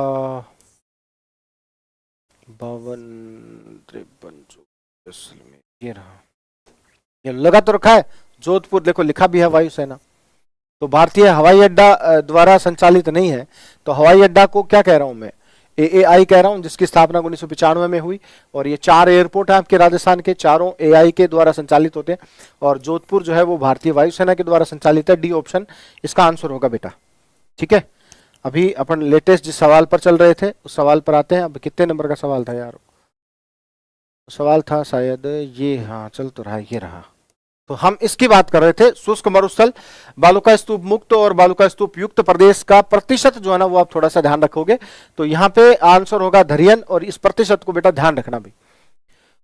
लसाड़िया का पठार राजस्थान के किस जिले में स्थित है? तो लसाड़िया का पठार पहले हम लोग बेसिकली उदयपुर इसको पढ़ा करते थे, लेकिन अभी नए जिलों के गठन के आधार पर अगर मैं इस सवाल का आंसर दूंगा तो मेरे को वर्तमान में इसका आंसर देना होगा सलुम्बर, क्योंकि आपके सलुम्बर के अंदर एक झील आती है साथियों, जयसमंद, और उसी जयसमंद झील के पूर्व के अंदर ये पठारी प्रदेश स्थित है। ठीक है, जिसको क्या कहते हैं? लसाड़िया पठार जो है साथियों कहा जाता है। और पहले लसाड़िया पठार को लेकर हम लोग ये कहते थे कि उदयपुर जिले के कटे फटे पठारी क्षेत्र को क्या कहा जाता है, ऐसा सवाल आता था, तो उसको लसाड़िया पठार कहते थे। अभी वर्तमान में लसाड़िया का पठार जो है वो जयसमंद झील के पूर्व में, और जयसमंद झील सलुम्बर में आ गई। तो इसका मतलब वर्तमान में ये जो पठारी प्रदेश है वो राजस्थान के किस जिले के अंतर्गत आ गया भाई? सलुम्बर में। अब इस सवाल में सलुम्बर और उदयपुर दोनों ऑप्शन में है, तो जाहिर सी बात है हमें आंसर सलुम्बर करना होगा, क्योंकि अगला वर्तमान जिले के आधार पर आंसर पूछ रहा है। अगर वर्तमान जिले का उल्लेख नहीं होता सलुम्बर का यहाँ पे, तो फिर आपका आंसर उदयपुर ही होता साथियों। ठीक है, तो ये भी आप थोड़ा सा ध्यान रखेंगे। चलो अगली बात करता हूं। जनगणना 2011 के अनुसार राजस्थान में महिला साक्षरता दर जो है साथियों वो क्या रही? तो देखो 52.1% महिला साक्षरता दर जो है साथियों वो रही, और सर्वाधिक साक्षरता वाला जिला राजस्थान के अंदर महिला साक्षरता में वो कोटा रहा। तो ये भी आप थोड़ा सा ध्यान रखेंगे। और कितने परसेंट रही? 52.1% रही। राजस्थान में पर्यटन संभाग, देखो एक तो होते हैं पर्यटन परिपथ और एक होते हैं पर्यटन संभाग। तो पर्यटन संभागों की जब बात की जाए तो आपको बताना है कि राजस्थान के अंदर कितने पर्यटन संभाग है? तो 4 है भाई। कौन कौन से होते हैं? तो एक तो होता है देखो बेटा जोधपुर पर्यटन संभाग, एक होता है आपके उदयपुर पर्यटन संभाग, एक होता है अजमेर पर्यटन संभाग, और एक होता है कोटा पर्यटन संभाग। तो पर्यटन संभागों की अगर बात करूं तो कितने रहेंगे? 4 रहेंगे साथियों। ऑप्शन ए जो है वो आपके इस सवाल का जवाब रहेगा। लेकिन वहीं अगर मैं पर्यटन सर्किट की बात करता हूं तो राजस्थान पर्यटन विभाग द्वारा अभी जो मान्यता प्राप्त पर्यटन परिपथ है राजस्थान के अंदर, या अधिसूचित जो पर्यटन परिपथ है उनकी संख्या होती है 10। ठीक है, ऐसे आप लोग इसको ध्यान रखेंगे। क्वेश्चन नंबर आता है अपना नेक्स्ट, चांद बावड़ी आबानेरी, आप सबको पता है ये दौसा के अंदर है, बाकी ये इतिहास विशेष का सवाल होता है चांद बावड़ी। ठीक है, कल्चर वाले गुरुजी ज्यादा विस्तार से इसको बता सकते हैं। भरतपुर बर्ड पैराडाइज किसकी पुस्तक है? तो भाई ये भरतपुर जो राष्ट्रीय अपना उद्यान है केवलादेव घाना पक्षी विहार, उसी से रिलेट है, तो इसको आप लोग ध्यान रखना। और ये मार्टिन इवांस की पुस्तक होती है साथियों। भरतपुर बर्ड पैराडाइज किसकी पुस्तक है?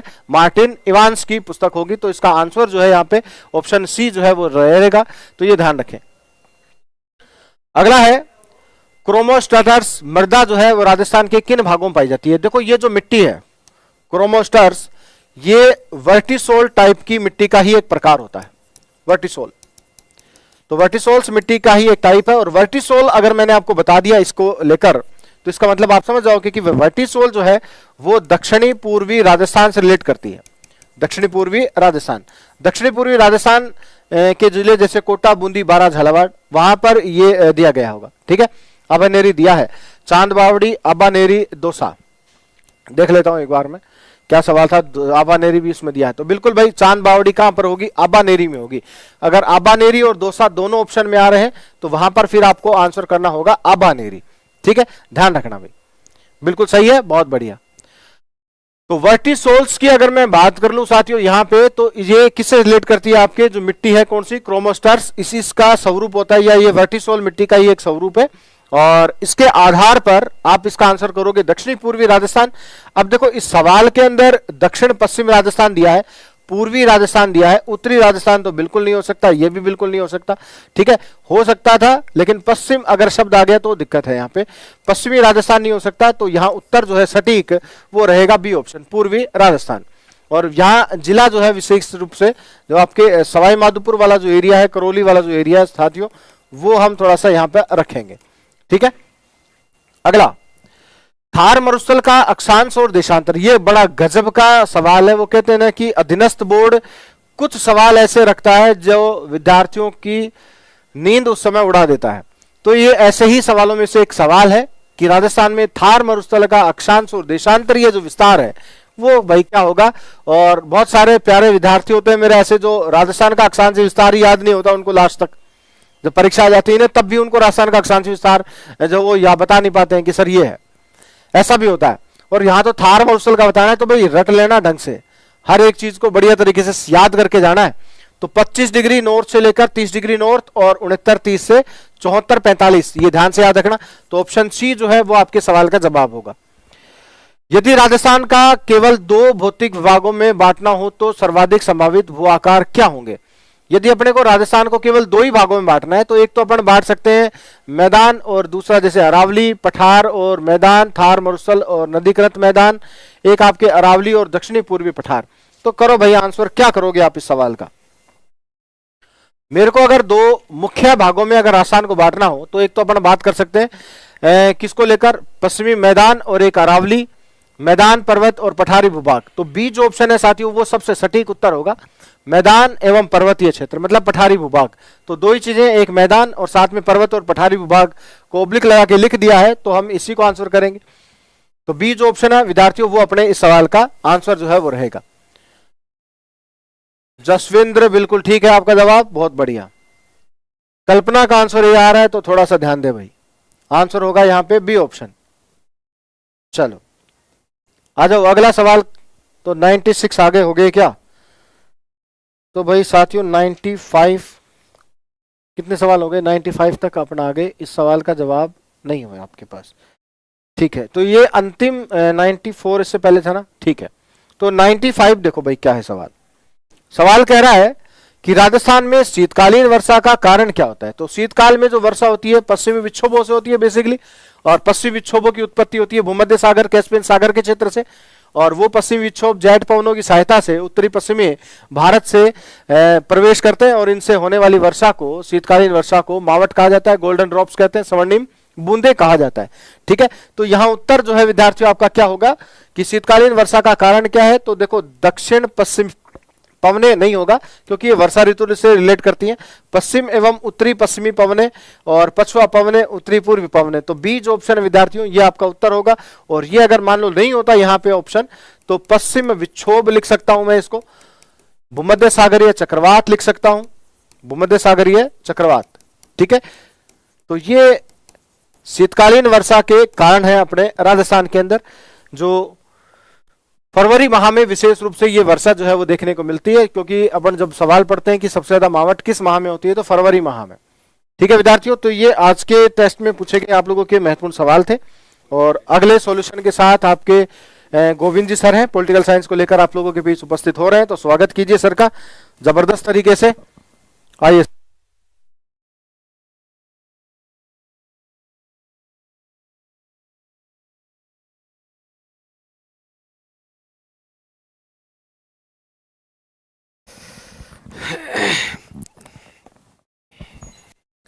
नमस्कार साथियों, पॉलिटिक्स से संबंधित जो पर्सन है वो देख लेते हैं।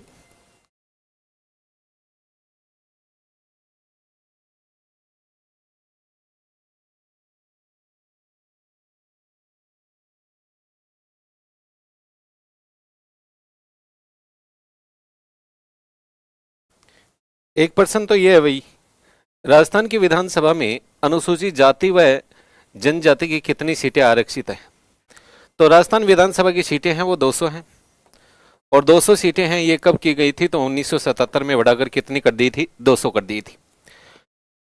इनमें एक आर्टिकल आता है, आर्टिकल कौन सा आता है, आर्टिकल 332 आता है। इसमें क्या लिखा हुआ है, इसमें लिखा हुआ है कि विधानसभा की सीटों में किनको एससी और एसटी को आरक्षण दिया गया है। एससी और एसटी को क्या दिया गया है, आरक्षण दिया गया। एक आर्टिकल आता है भाई, आर्टिकल कौन सा आता है, 330 आता है, और इसमें लोकसभा की जो सीटों में एससी और एसटी को क्या दिया गया है, आरक्षण दिया गया है। तो यहाँ विधानसभा की सीटें पूछ रहा है एससी और एसटी की 25 और 34 है, 34 और 25 हैं, 4 और 3 हैं, 3 और 4 हैं। तो इसका जो राइट आंसर होगा वो क्या होगा, बी होगा। क्या होगा इसका राइट आंसर, बी होगा। अगला प्रश्न देखते हैं, 43 नंबर का प्रश्न है।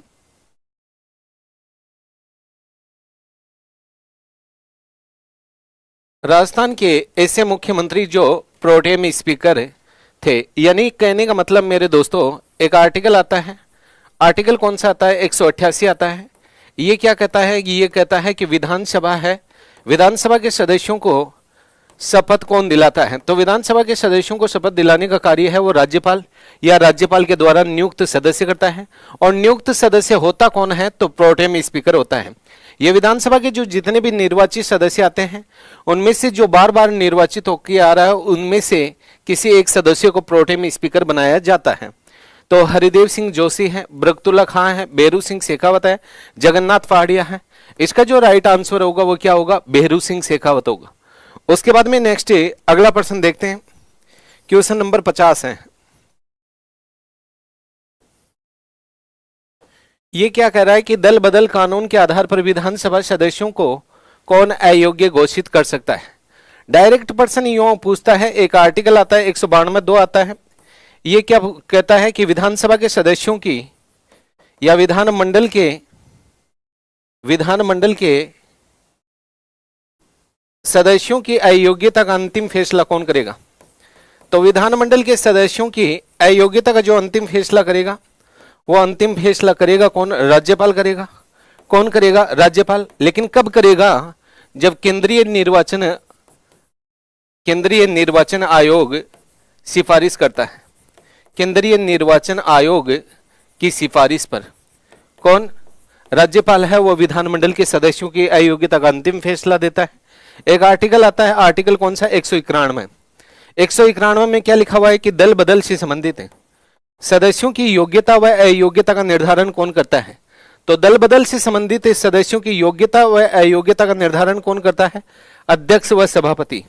यदि विधानसभा का सदस्य है तो विधानसभा अध्यक्ष करेगा, और विधान परिषद का कोई सदस्य दल बदल कर रहा है तो विधान परिषद का जो सभापति है वो उसकी योग्यता व अयोग्यता का निर्धारण करेगा। तो इसमें क्या लिखा हुआ है? राज्य निर्वाचन आयोग, राज्यपाल, मुख्यमंत्री, विधानसभा अध्यक्ष। तो इसका जो राइट आंसर होगा वो क्या होगा? विधानसभा अध्यक्ष। एक प्रश्न और है 84 नंबर का।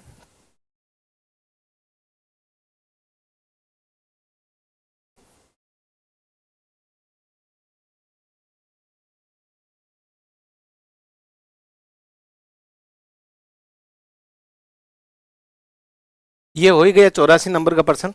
तो अब जो कल्चर वाले सर हैं वो आएंगे और जो कल्चर के जो प्रश्न हैं वो देखेंगे।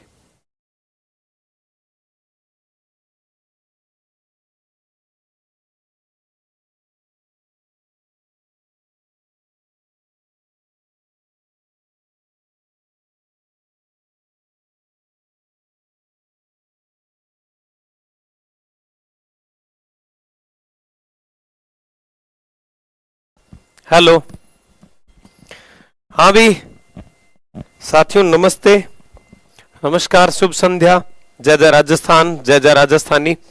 आर्ट एंड कल्चर के कुछ बहुत शानदार अच्छे वाले गजब वाले प्रश्न आज की सीरीज में अपने पास में हैं, और उन्हीं प्रश्नों के ऊपर आज हम क्या करने वाले हैं?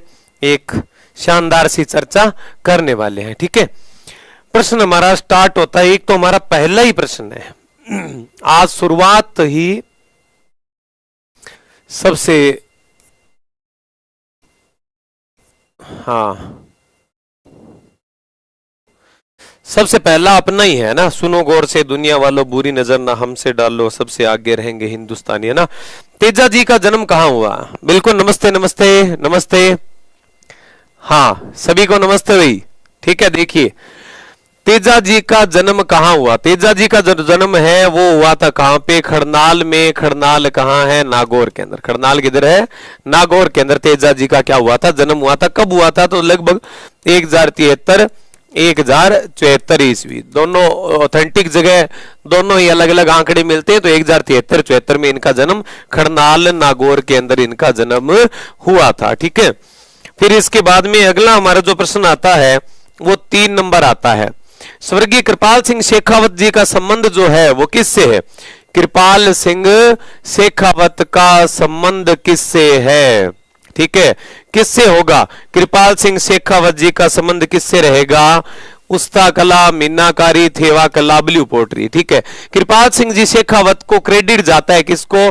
Blue pottery. ब्लू पोट्री को पुनः जीवित किसने किया था? कृपाल सिंह शेखावत ने। शेखावत जी मऊ के थे।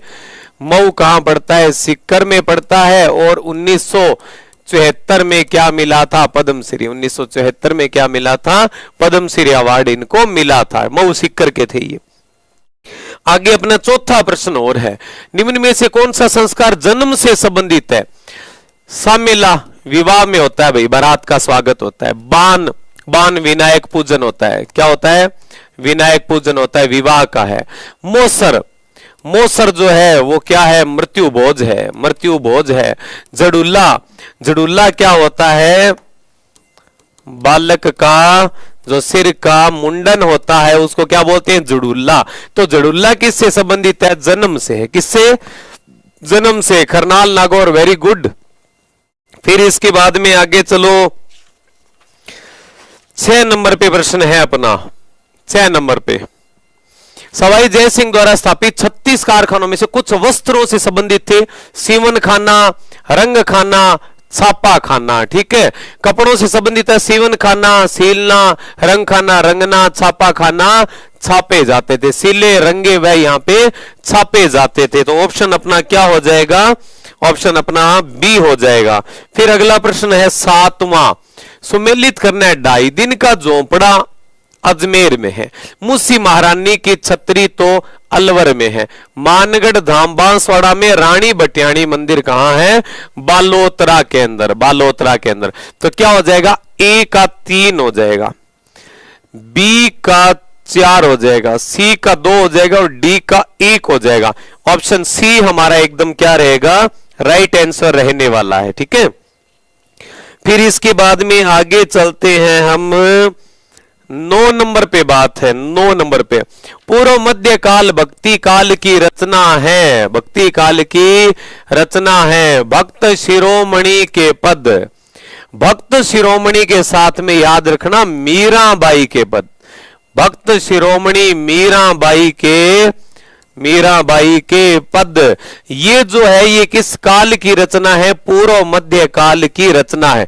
मुझे पता है कि आप वीरगाथा काल, भक्ति काल, उत्तर मध्य काल, पूर्व मध्य काल, इस प्रकार के जो काल में रचनाएं पूछ रहे हैं ना राजस्थानी साहित्य में, उनको लेकर आप बहुत ज्यादा चिंतित हो, परेशान हो। चिंता नहीं करनी है। मैं सारे काल, उनकी प्रत्येक काल का टाइम, प्रत्येक काल की जितनी रचना है वो सीक्वेंस वाइज आपको करवा दूंगा। चिंता नहीं करनी। ठीक है प्रयास के बच्चों? ठीक है। हाँ, और जो प्रयास में नहीं पढ़ रहा उनको तो पता नहीं है, लेकिन हाँ जो प्रयास में पढ़ेगा उनको इसमें दिक्कत नहीं आने दूंगा, मैं करवाऊंगा। ठीक है, फिर इसके बाद में आगे चलो। राजस्थानी भाषा के लिए सर्वप्रथम राजस्थानी शब्द का प्रयोग करने वाला आदमी जॉर्ज अब्राहम गियर्सन है। जॉर्ज अब्राहम गियर्सन ने 1912 में राजस्थानी भाषा शब्द का प्रयोग किया। राजस्थानी भाषा शब्द का क्या किया था? प्रयोग किया था।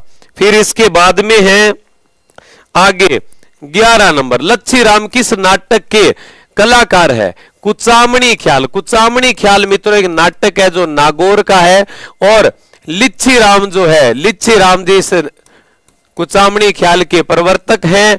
और इस ख्याल को प्रसिद्धि दिलवाई थी किसने? उगमराज ने। किसने दिलवाई? उगमराज ने दिलवाई थी कुचामणी ख्याल।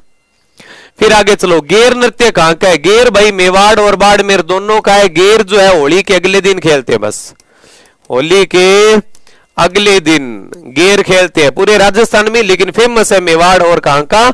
बाड़मेर का। जिनमें से बाड़मेर की है आंगी बांगी गेर।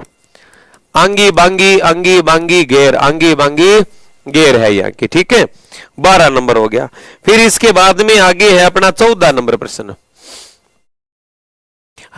लोक गीतों को हमारी संस्कृति का पहरेदार किसने कहा था? पहरेदार किसने कहा था? तो पहरेदार कहा था महात्मा गांधी ने। देवेंद्र सत्यार्थी ने क्या कहा था? इन्होंने कहा था कि लोकगीत हमारी संस्कृति के क्या है? मुंह बोले क्या है? चित्र है, बस मुंह बोले चित्र है। और संस्कृति का पहरेदार किसने कहा था? महात्मा गांधी ने कहा था, ठीक है, गांधी जी ने। फिर इसके बाद में 15 नंबर पे पत्थर की बारीक कटाई तथा जाली व झरोकों के लिए आज की दुनिया की प्रसिद्ध हवेली पट्टवों की हवेली मित्रों जैसलमेर में है। जैसलमेर में किसने बनवाई थी? गुमान चंद बाफना ने, गुमान चंद बाफना ने ये हवेली बनवाई थी। 15 नंबर के बाद 16 नंबर, यूनेस्को द्वारा वर्ष 2013 में राजस्थान के किस दुर्ग को यूनेस्को की विश्व धरोहर सूची में शामिल नहीं किया गया था? तो ट्रिक तो आपको पता है, चिक्कू, गाजर, आम, चित्तौड़गढ़, कुंभलगढ़ है ना। तो कौन सा नहीं है? चित्तौड़गढ़ है, गागरोन है, आमेर है, मांडलगढ़ नहीं है, ठीक है, बाकी तीनों तो है, मांडलगढ़ नहीं है। ट्रिक याद है ना, चिक्कू, गाजर, आम, उसमें वो सारे दुर्ग आ जाएंगे। फिर इसके बाद में अगला प्रश्न हमारा है, हाँ 19 नंबर। उनियारा किस स्कूल के अंतर्गत आती है? उनियारा हालांकि टोंक में है लेकिन ढूंढाड़ रियासत का हिस्सा है। उनियारा शैली कहां पे है? टोंक में। कहां पे? टोंक में। चित्रकार है धीमा, मीरबख्श और काशी, ये इसके क्या है? प्रसिद्ध चित्रकार है। और बूंदी शैली का भी प्रभाव है इस पे, किस पे? उनियारा शैली के ऊपर। फिर आगे चलते हैं अपने। राजस्थान में धार्मिक आंदोलन का श्रीगणेश करने का श्रेय किसको जाता है? धार्मिक आंदोलन का श्रीगणेश अगर किसी ने किया तो संत धन्ना ने किया था। और अगर ये पूछे भक्ति आंदोलन के प्रणेता पूछे तो भक्ति आंदोलन के प्रणेता कौन है? दादू दयाल है। कौन है? दादू दयाल। और भक्ति आंदोलन का श्री गणेश करने वाले संत कौन हुए? फर्क क्या है? इन्होंने अपना संप्रदाय चलाया था, धन्ना जी ने अपना संप्रदाय नहीं चलाया था, लेकिन धन्ना जी इनसे पहले हुए थे। तो धन्ना जी तो हो गए भक्ति आंदोलन के पहले संत, और दादू हुए भक्ति आंदोलन के प्रणेता। क्यों हुए? क्योंकि दादू ने खुद का दादू पंथ चलाया, जिससे लोगों को धार्मिक आंदोलन या संप्रदाय या पंथ चलाने की प्रेरणा मिली इनसे, ठीक है। ये तो सिंगल एक संत थे जो किसी पहले से चले आ रहे संप्रदाय को ज्वाइन कर लिया था, तो पहले संत ये हुए। लेकिन भक्ति आंदोलन चलाने की प्रेरणा देने की बात आई तो दादू जी उत्तर माना जाएगा। क्यों? क्योंकि ये पहले हुए, ये बाद में हुए, लेकिन इन्होंने कोई संप्रदाय नहीं चलाया, इन्होंने खुद का क्या चलाया था? संप्रदाय चलाया था। अंतर समझ में आया? ठीक है। फिर इसके बाद में आगे चलते हैं अपने। स्त्रियों के सिर का आभूषण है, सिर का आभूषण रखड़ी, ठीक है। टुस्सी गले का है, ठीक है। कंठी बजंटी, बजंटी गले का है, बजंटी गले का है। टोंटी कान का है, टोंटी कहां का है? कान का। लेकिन सिर का पूछ रहा है तो रखड़ी है, सिर का रखड़ी हो जाएगा। फिर आगे चलिए अपने।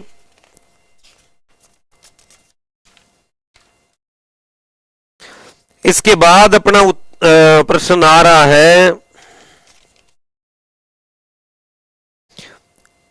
33 नंबर। सीधा चलते हैं अपने 33 नंबर पे। 2021 में पद्मश्री से सम्मानित अर्जुन सिंह शेखावत का संबंध किससे? खेल, साहित्य, चिकित्सा और ये उत्तर करवा रखा है क्या? सर ने करवा दिया, चलो ठीक है, कोई दिक्कत वाली बात नहीं है, ये करंट में करवा दिया होगा। हाँ, फिर इसके बाद में अपने वाला देख लेते हैं कहां है, कहां है। और ठीक ठीक ठीक ठीक, ई का दा कोई और है बस।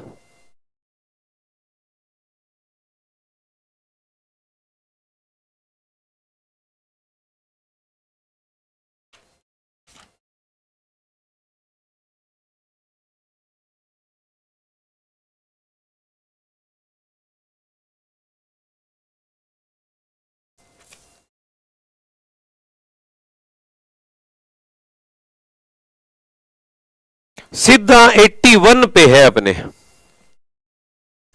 81 नंबर पे।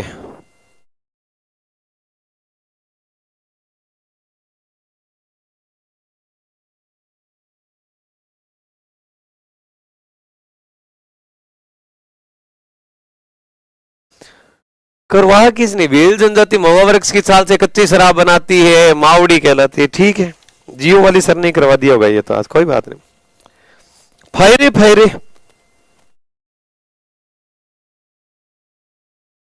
फायरे फायरे किस जनजाति का रणघोष है? भील जनजाति का। किसका है? भील जनजाति का रणघोष है। करवा रखे मेरे वाले प्रश्न तो, आगे वाले तो। चांद बावड़ी ये भी करवा रखी है क्या? हाँ बाकी करवा दिया था भैया आपको, है ना। चांद बावड़ी करवा रखी है आप बानेरी दौसा के अंदर है, ठीक है। और तो क्या, कोई नहीं है, अपना प्रश्न है नहीं यहाँ पे।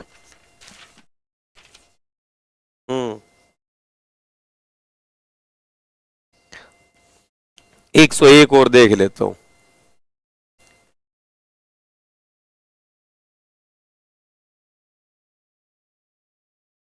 ये आ गया ना। तीज का मेला कब लगता है? तीज का मेला लगता है सावन महीने में, सावन महीने की शुक्ल पक्ष की तीज को, सावन शुक्ल तृतीया को लगता है तीज मेला। यहाँ तीज का मतलब है ना छोटी तीज ही मानना, बड़ी तीज नहीं, ठीक है। तीज मेला कब लगेगा? सावन शुक्ल तृतीया को लगेगा, ठीक है। फिर इसके बाद में है अगला प्रश्न, गणगौर का त्योहार कब मनाते हैं? चैत्र शुक्ल तीज को। चैत्र शुक्ल तीज को गणगौर का त्योहार मेन जयपुर का प्रसिद्ध है। कहां का प्रसिद्ध है? जयपुर का प्रसिद्ध है मुख्य रूप से, ठीक है। मारुथर देश में उपजे तीन रतन, एक डोला दूजी मरवण तीजो कसुमल रंग। कसुमल मीन्स लाल, कसुमल मीन्स हाँ केसरिया कसुमल साफा, उसमें केसरिया कसुमल साफा है। कसुमल लगभग क्या होता है? सिमिलर होता है लाल के, है ना। सेनानी किसकी रचना है? अगला प्रश्न, सेनानी चुंडावत मांगी सेनानी, सिर काट दे दियो छत्राणी। मेघराज मुकुल की रचना है, लेकिन निशानी इससे मिलता जुलता नाम है, हरिदास जी की रचना है, जो राम स्नेह संप्रदाय की सेंथल शाखा बीकानेर से बिलोंग करते हैं हरिदास जी, है ना। और ये निशानी है वो क्या है? सेनानी।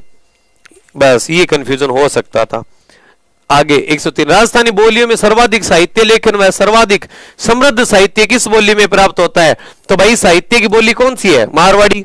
मानक बोली मारवाड़ी, ठीक है। क्षेत्रफल में सबसे बड़ी बोली तो भी मारवाड़ी, तो कौन सी हो जाएगी? मारवाड़ी हो जाएगी।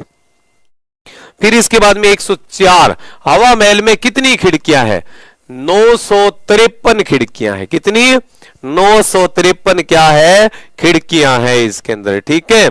ये ध्यान में रख लेना। हवा महल कहां है? जयपुर के अंदर है। बहुत बार ये पहले भी रिपीट कर चुका हूं। 105 में गुज्जर प्रतिहार शैली का अंतिम सबसे भव्य मंदिर है किराड़ू का सोमेश्वर मंदिर, और इसको राजस्थान का खजुराहो कहते हैं। राजस्थान का खजुराहो इसको कहा जाता है। हर्षद माता मंदिर आप बानेरी दौसा के अंदर है, ये भी गुज्जर प्रतिहार काल का है। राजौरगढ़ अलवर में है। आहड़ का आदिवराह मंदिर ये उदयपुर में है। कहां है? उदयपुर के अंदर। उत्तर हो जाएगा ए। उत्तर क्या हो जाएगा? ए हो जाएगा। अब तो इसके बाद में ये गणित वाले ये प्रश्न आ गए, तो अपना तो यहां कोई नेक्स्ट कोई मेरे ख्याल से मुझे नहीं लगता कि अपना होगा, कुछ नहीं, अपना इतनी है। तो मित्रों आज जो है हमने आर्ट एंड कल्चर के जो प्रश्न है उनके उत्तर, उनके बारे में जो भी जरूरी डिटेल होनी चाहिए थी वो डिटेल हमने सीमित समय के अंदर बहुत अच्छी तरीके से ये सारी डिटेल हमने पार करवाई है, ठीक है। और जो कंफ्यूजन है वो भी आपका दूर करने का प्रयास हमने किया है। आज का सेशन कैसा लगा आप लोग कमेंट करके बता दीजिए। समय सीमित है परीक्षा में, इसलिए बहुत मन लगा के तैयारी करो, पूरा जी जान। ये एक महीना है, ये एक महीना 30 दिन तय कर देगा कि अगले टाइम में आने वाले जो 30 साल है वो कैसे गुजरेंगे हमारे। ये 30 दिन बड़े निर्णायक है साथियों। खूब सारा आशीर्वाद, खुश रहो, ईश्वर से कामना करता हूं कि आपके जीवन में पढ़ते टाइम में किसी प्रकार की कोई रुकावट बाधा ना आए। ईश्वर आपको स्वस्थ रखे और आपका पढ़ा हुआ एक एक अक्षर आपको, एक बार पढ़ा हुआ भी आपको हमेशा के लिए याद रहे। इसी शुभकामनाओं के साथ में thank you, have a nice day, tata, bye bye.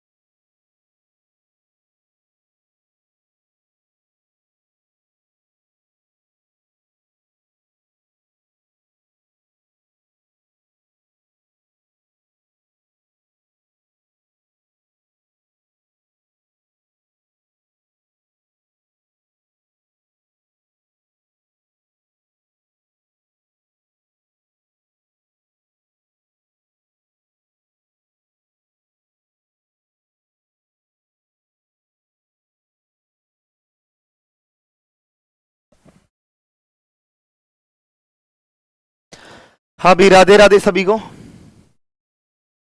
देखिए अपने इतिहास विषय के क्वेश्चनों की हम बात करें।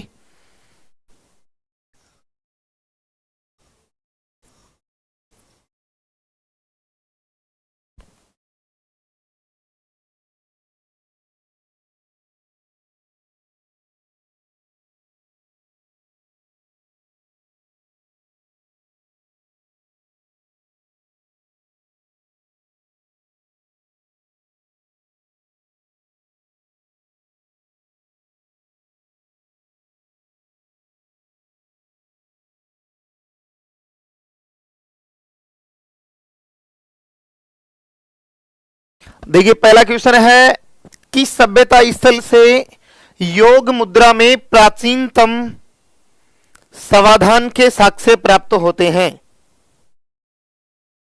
तो देखिए ऑप्शन है पहला बागोर, आहड़, बालाथल, कालीबंगा। तो इनमें देखिए आपका राइट आंसर जो है वो हो जाएगा बालाथल सभ्यता। और बालाथल सभ्यता ये वल्लभनगर उदयपुर से प्राप्त हुई है। वल्लभनगर उदयपुर से वीएन मिश्र के द्वारा इस सभ्यता की खोज की गई। वीएन मिश्र के द्वारा बालाथल सभ्यता की खोज की गई और यहां से बालाथल सभ्यता से टेराकोटा निर्मित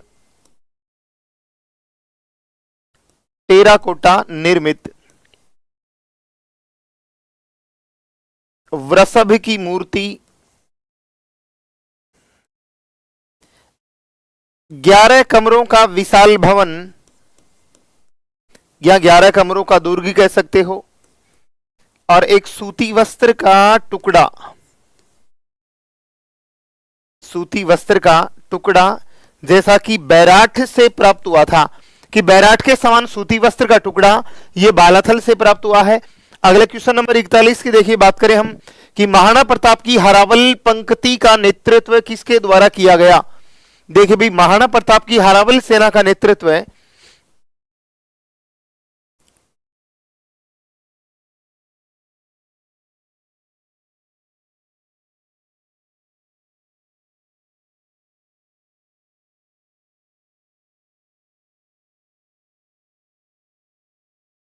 महाराणा प्रताप की हरावल सेना का नेतृत्व हम बात करें कि जो हरावल सेना है, सेना का आगे वाला भाग, इस हरावल सेना में एक तो है हकीम खां सूर,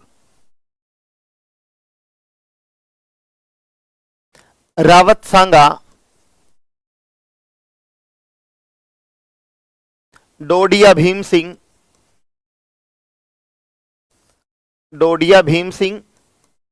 इन्होंने प्रताप की हरावल का नेतृत्व किया है। ढोलान में खुद प्रताप है और भामाशाह है, ये मध्य में है। और सेना का जो चंद्रावल भाग था, चंद्रावल भाग में पूंजा भील, चारण जैसा और पुरोहित गोपीनाथ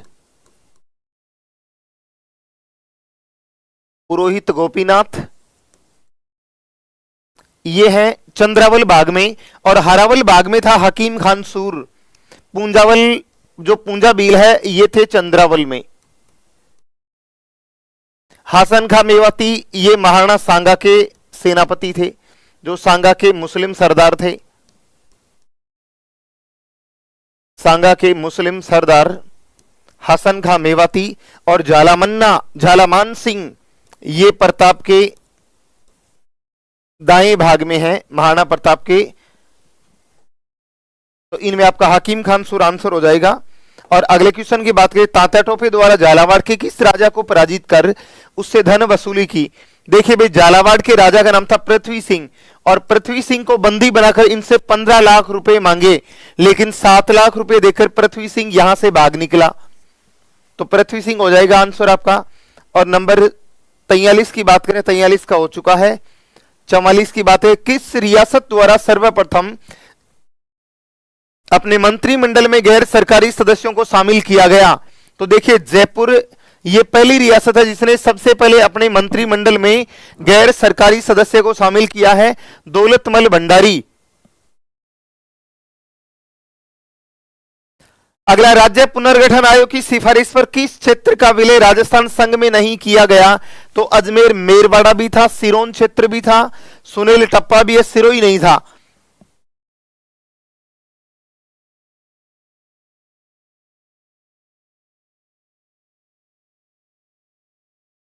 सिरोही का जो आबू देलवाड़ा था, संपूर्ण सिरोही नहीं था भाई, आबू देलवाड़ा था, आबू और देलवाड़ा, यहां संपूर्ण सिरोही की बात हो रही है। मोतीलाल तेजावत द्वारा 21 सूत्री मांग पत्र को क्या नाम दिया गया था? तो देखिए, मेवाड़ पुकार। बिलों की 21 मांगों का पत्र कहलाता है मेवाड़ पुकार, और इनमें से 18 मांगे मान ली गई थी और 3 मांगे नहीं मानी गई थी। मेवाड़ पुकार मोतीलाल तेजावत महाराणा भूपाल जो फतेह सिंह थे उनके पास ये लेकर गए थे। 11 सूत्री मांगों का पत्र। किस चौहान राजा द्वारा सर्वप्रथम एकादशी के दिन पशु हत्या को पाबंद करने की घोषणा की गई? तो विग्रहराज चतुर्थ। और ध्यान रखना, विग्रहराज चतुर्थ नहीं, धर्म घोष सूरी के कहने पर,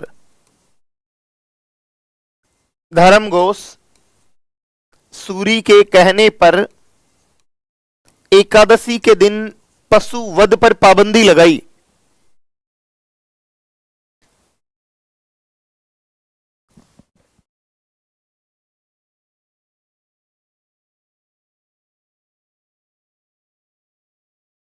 और भी कोई इतिहास का कोई शेष रह गया तो वो देख लें भाई क्वेश्चन।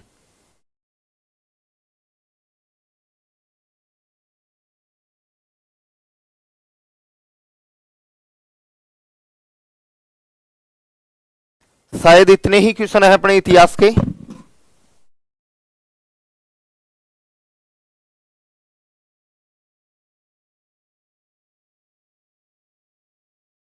ये क्वेश्चन थे भाई अपने इतिहास के।